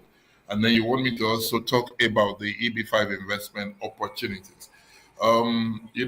As the saying goes, that a rising tide lifts all boats. I want to believe that, generally speaking, the U.S. economy, is going to experience a rebound, across all sectors, particularly the sectors that, Donald Trump, has been talking about that he wants to focus on, which would be the energy sector, which would be the U.S. automobile industry. It would also be, healthcare, for instance. So these sectors, because they are going to get increased government focus, so there will be a lot of activities, happening in this sector. So investors, should begin to think along the lines of investing in those sectors. Now, but bear in mind that yes, most investors would invest just for return on investment, to be able to put in their money, get some good, interest, and then get their capital out.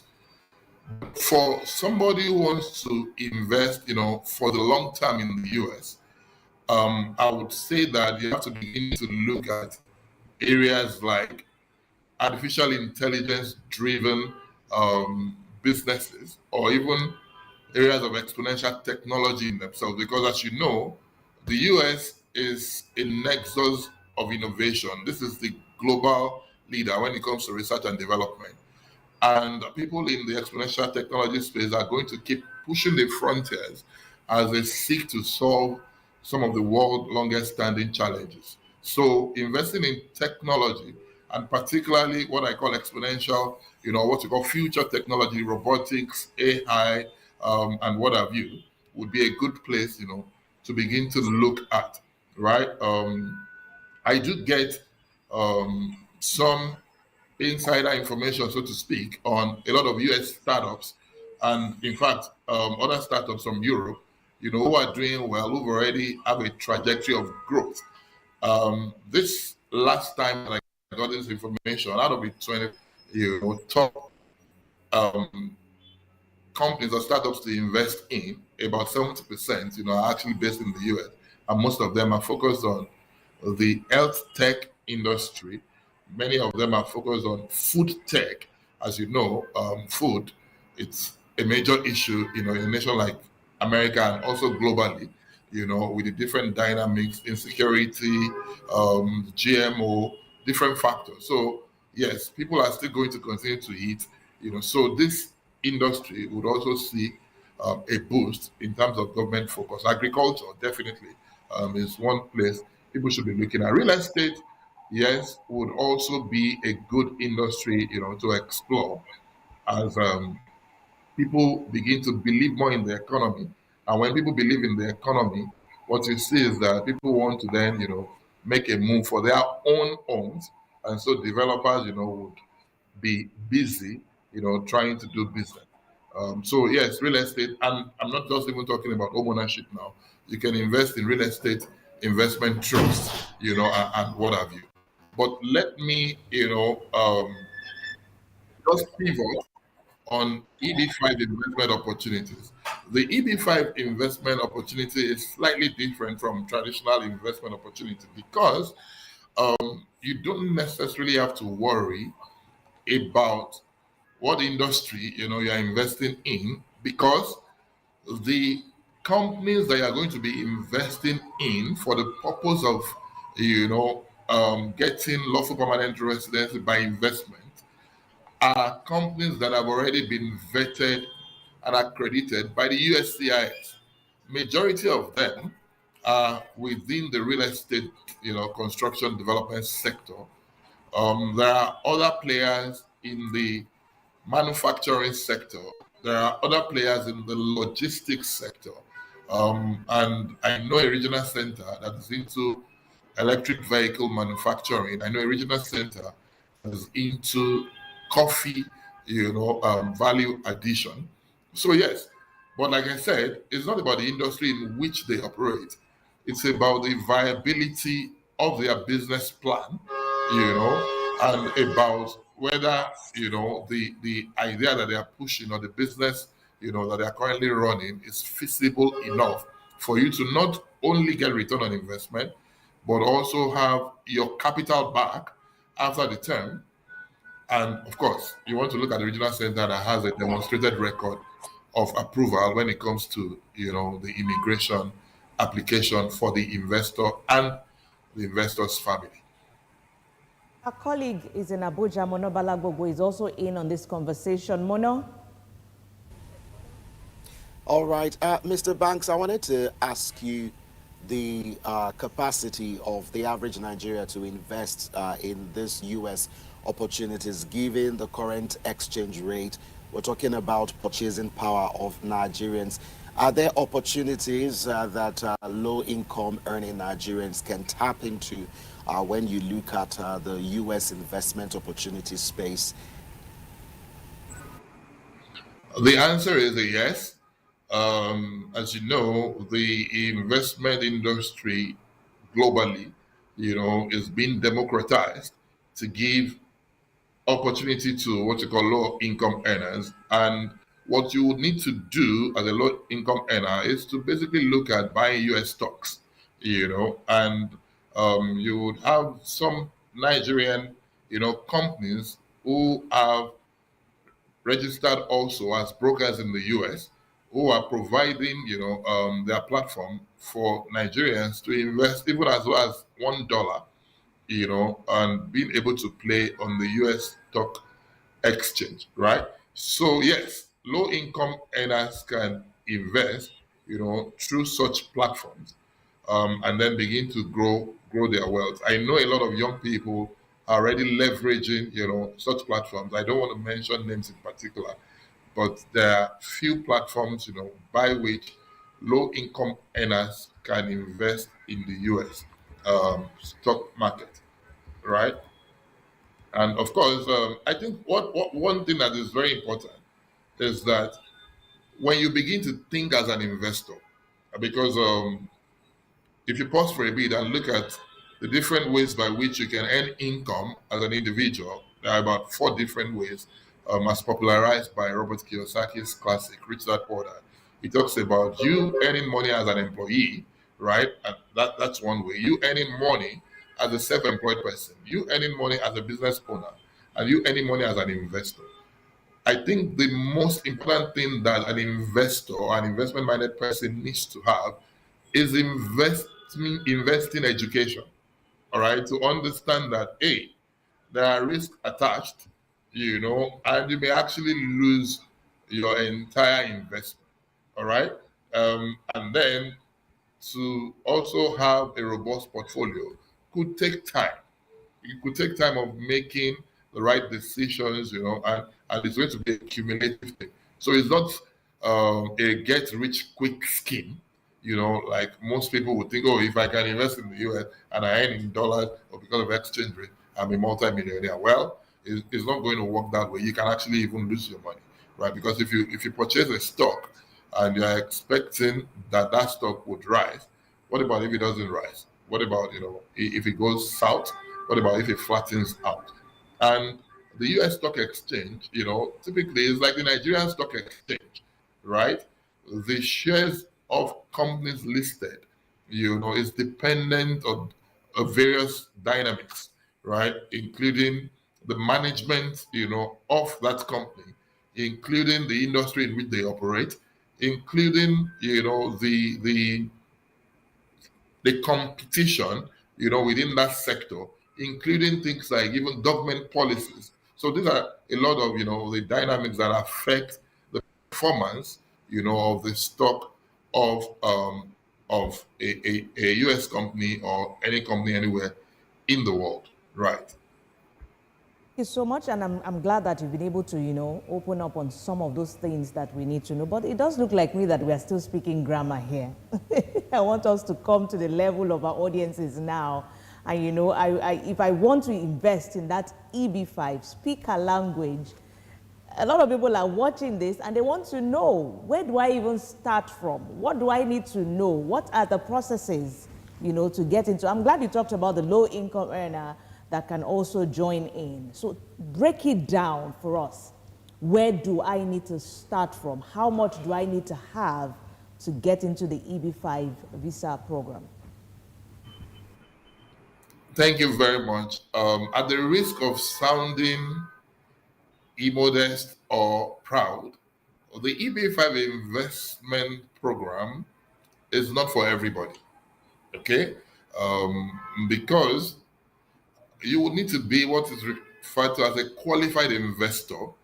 And as a qualified investor in this particular issue, we will be looking at people that have a minimum of $1 million discretionary fund. I use the word discretionary in particular because the $1 million will not be your total net worth. The $1 million we're talking about will not be the money that is, already being utilized in your business that forms, the capital of your business. It will not have anything to do with your current home, in which you and your family live. This would be money that is set aside and you can utilize it for anything that you wish, either investment purpose or even for other, personal, desire purposes, right?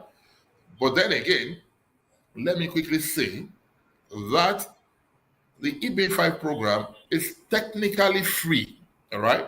And somebody is thinking, but you just said it's not for everybody, and you're saying it's technically free. Well, technically free because you get your entire capital invested back after the term of the investment, all right? So, yes, if you don't have that money personally, can you then go and borrow to be able to do EB5? Absolutely, because the law guiding EB5, allows for loans to be one of the sources by which you can get the money invested. You can get a loan, it could be a gift, right? It could be an inheritance, and of course, it could be money that you have, built over time in terms of your investment or whatever business that you've been doing, or it could even be money that you have saved, because you see, the reality of everybody is different. I just did a pan-Nigerian travel meeting with prospective investors in Lagos, in Port Harcourt, in Uyo, and back to Abuja. And I remember a meeting I had in Port Harcourt, a gentleman who's been working with an international organization for close to 20 years and has been saving. Bear in mind, he's been earning in foreign currencies and he's been saving his money in his US account. As at the time we were talking, he had close to $1 million in savings. All right? Somebody would say, you only need to be a businessman or you would need to be a politician to have that money. Well, every investor's reality is different. Every family is unique. Okay? So it doesn't necessarily mean that you need to have been a politician or must be, a major business owner for you to be able to put this money together. Now, what do you require in terms of the actual, investment amount? Before I mention the figure, let me say it is not FIFE Bank, nor the regional center, nor any stakeholder in this industry that specify the amount. It is the US government that says if you are going to do this immigrant investors program, you will need $1,050,000 if you are going to do direct investment, or you are going to need $800,000, which is the one that we typically, would, inform investors about. But the $800,000 is for projects that are situated in what is called targeted employment areas. Now, these projects are being run by, my email is fifebanks@fifebanks.com. Oh, I don't know if that was for me, but my email is very straightforward, fifebanks@fifebanks.com. All right. Mr. Banks, let's move on from this. Now, I just have one question. There are regulatory measures, there are legalities that guides all this investment process. I want you to talk to us about what the legality and regulatory considerations should Nigerians be aware of when investing in the U.S. What should Nigerians be aware of when investing in the U.S.? First is to understand the U.S. legal and regulatory considerations. Yes. Absolutely, and that's what I was going to talk about. First of all, the fact that you are a non-U.S. investor, you are not precluded from investing in the U.S. All right, anybody can invest in the U.S.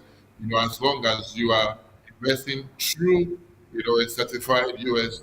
broker, right? But you've got to be apprised, of the security laws in the U.S., right? And the fact that, number one, nothing is guaranteed. You can lose your money, all right? Number two is that the source of fund must be of clean origin, because the U.S.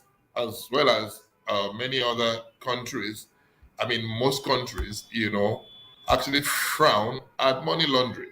So you don't want to say, oh, because yes, I can invest in the U.S. Yes, I will now get money from questionable means and then put it, in the U.S.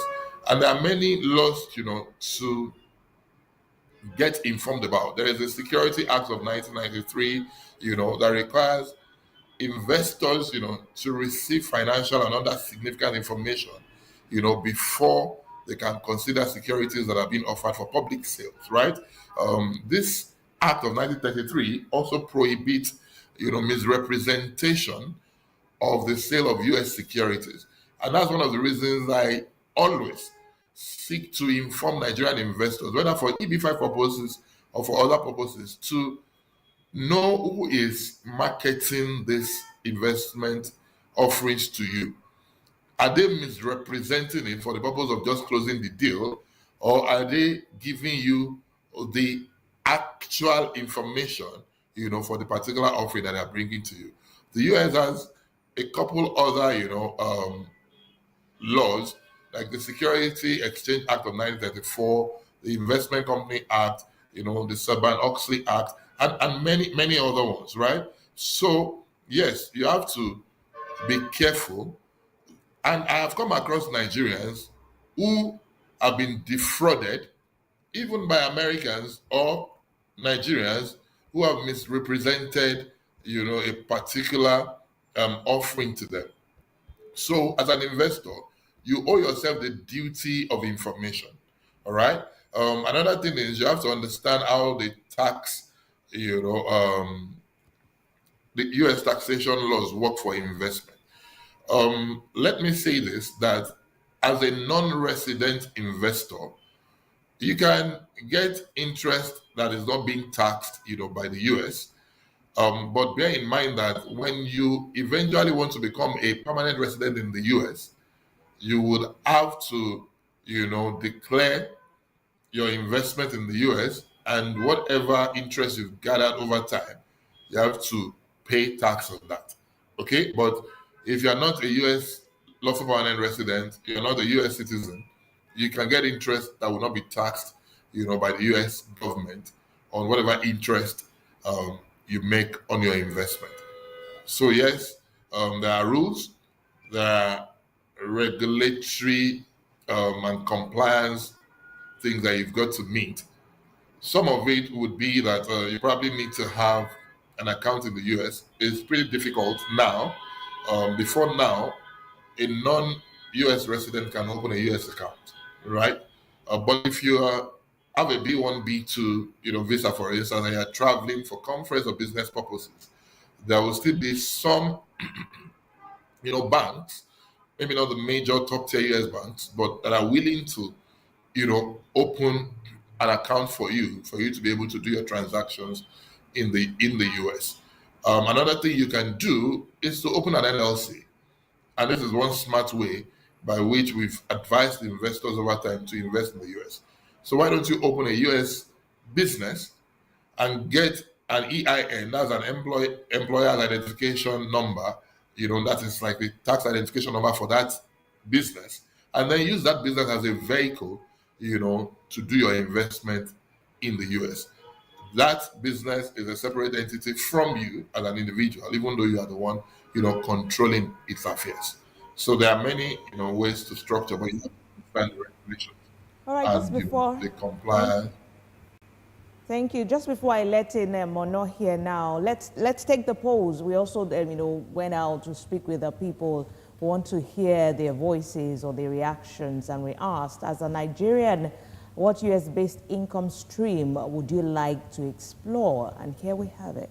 As always, Nigerians gave their responses, and 45% said e-commerce, 9% said investing in stocks, well, 27% talked about real estate, small business franchise. It was chosen by 18% of Nigerians.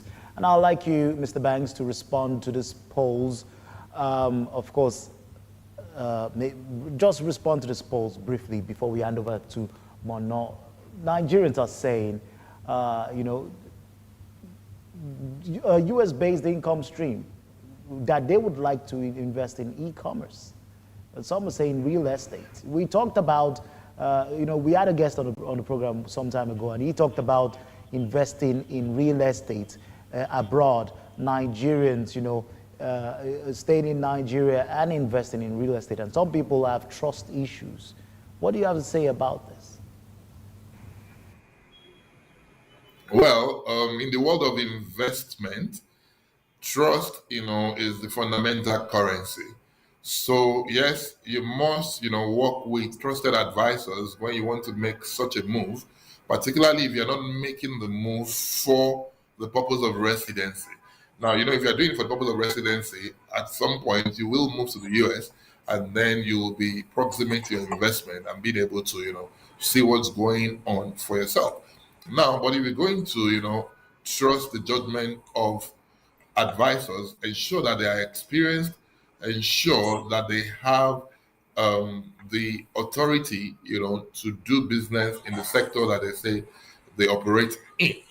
Because as you know, a realtor in the US is actually certified by state, which means that you can be a certified Texas realtor, but you may not be able to do anything in the real estate space in Illinois or in Ohio, for instance.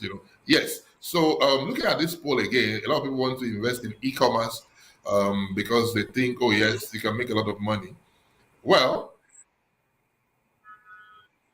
yes, e-commerce is good. The US has, the top e-commerce companies in the world, the Amazons, the eBay, and the rest of them. And of course, you know that the consumer, the consumers in the US, and then of course outside of the US that do business on this platform, they run into hundreds of millions. So yes, that remains a viable sector. But also with the exponential technologies we talked about now, trust me, it may not be as profitable, as it used to be. Real estate continues to be profitable. You have to understand the real estate industry. A lot of people that are looking at the real estate space in America wants to buy properties that they can then lease out, and then begin to earn monthly income. That is fantastic. That is one thing that we, advise Nigerian investors and also help in facilitating. You could buy and, and do a bit of, refurbishing and then lease it out. In fact, there are some opportunities across the US where your client is not even individuals, but the US government, so you buy the houses, you refurbish it, and then you lease it to the US government who put tenants in, and you get your check every month from the government, right? Because, there are different programs where the US government provides accommodation for either the elderly or veterans or, what have you, right? So, but there are other opportunities for real estate. The one I like to talk about is agricultural-based real estate. I was talking to a client a few days ago, and she was talking about, I'll just buy property and I'll move to the US. First, that is not true. Buying property does not give you the right to permanent residency in the US. People need to understand that. But I was telling her, because in Nigeria, she's very experienced in agriculture. And I'm like, okay, how about, buying farmland or, buying farms, agricultural enterprises who own farmland, but they will already also have properties on them, and so you have the benefit of the farm, but you also have the benefit of the property, right? There are other opportunities also as Nigerian developers, are venturing into the American market, all right, and wanting to play in that sector. We have a couple of clients that are Nigerian developers who we've been advising on expanding into the US. So Nigerian investor can invest, alongside these developers and then get return on investment. Another way is to buy property and wait until the market booms and then you flip the property. So there are many ways, and you can invest also in real estate investment trust, which again is an instrument that invests in real estate. So you are not necessarily playing in the primary real estate market, but you're playing in the secondary market because the rate, that's the real estate investment trust, will lend money to stakeholders, in the real estate industry, and then you can get, your return on investment from buying, your own shares in that real estate investment trust. Then I see some people talk about franchise opportunity. That's also a very brilliant one, but you have to do a lot of due diligence, because if I buy a franchise of, say, let's say a beauty, company, but the location where I'm buying the franchise, they're not, the demographic there, they really, are not patronizing that particular franchise, then my investment is really dead on arrival. So there has to be some feasibility study done to look at what location, are you buying this franchise? A lot of Nigerians in the past, have bought franchise of quick service restaurants, McDonald's, the KFC and what have you. Yes, you can buy it. And of course, the way some of these franchises are structured, you only have to be the investor. You are not involved in the estate management, franchise. For some, you would be the one managing it. So if you are not experienced in managing businesses, that's going to be a major challenge for you. So you have to understand how the opportunity is structured so to be able to leverage it. All right, I guess we have to wrap up the conversation on that. We hope that, a lot of Nigerians would have gained something from this conversation. Well, those that this EB5 are for, of course, and, all other areas. I guess why they chose the e-commerce from that poll that we sent out was because there is the ease of doing business online, and you don't have to be in the United States before you can actually carry out this kind of businesses online with the e-commerce. But then we must say thank you so much for joining us on this particular segment, Fife Banks, for sharing your thoughts with us on how best you could invest and taking the opportunities to invest in the United States. Fife Banks, Chair Invest in the USA, Nigeria Forum. Thank you so much for coming on.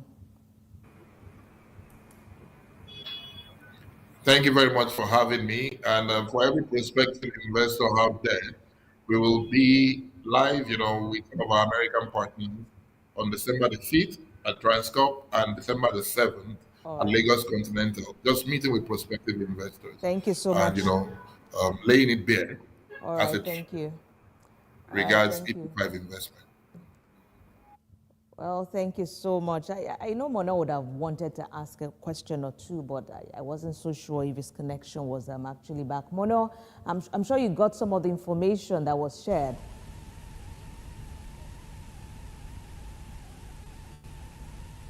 All right. Well, we see Mono is stiff there.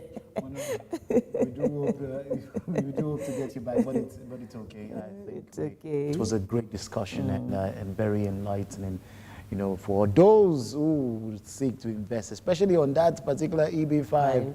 I mean, if you don't have $1 million, don't go there. Don't go there. But anyways, it was a good one. All right, it was a good one, and that's how we would anchor the show today on this morning. Don't forget, you could also get more of information on every of this conversation that I talked about on our content hub at ln247.news, as well as our social media handles. There you have on your screen. We appreciate you joining us, for being a company all the way, and we hope to have you not change that dial. Continue to watch LN247. Right. Of course, from us here in the studio, do have a lovely day. It's bye for now. Bye.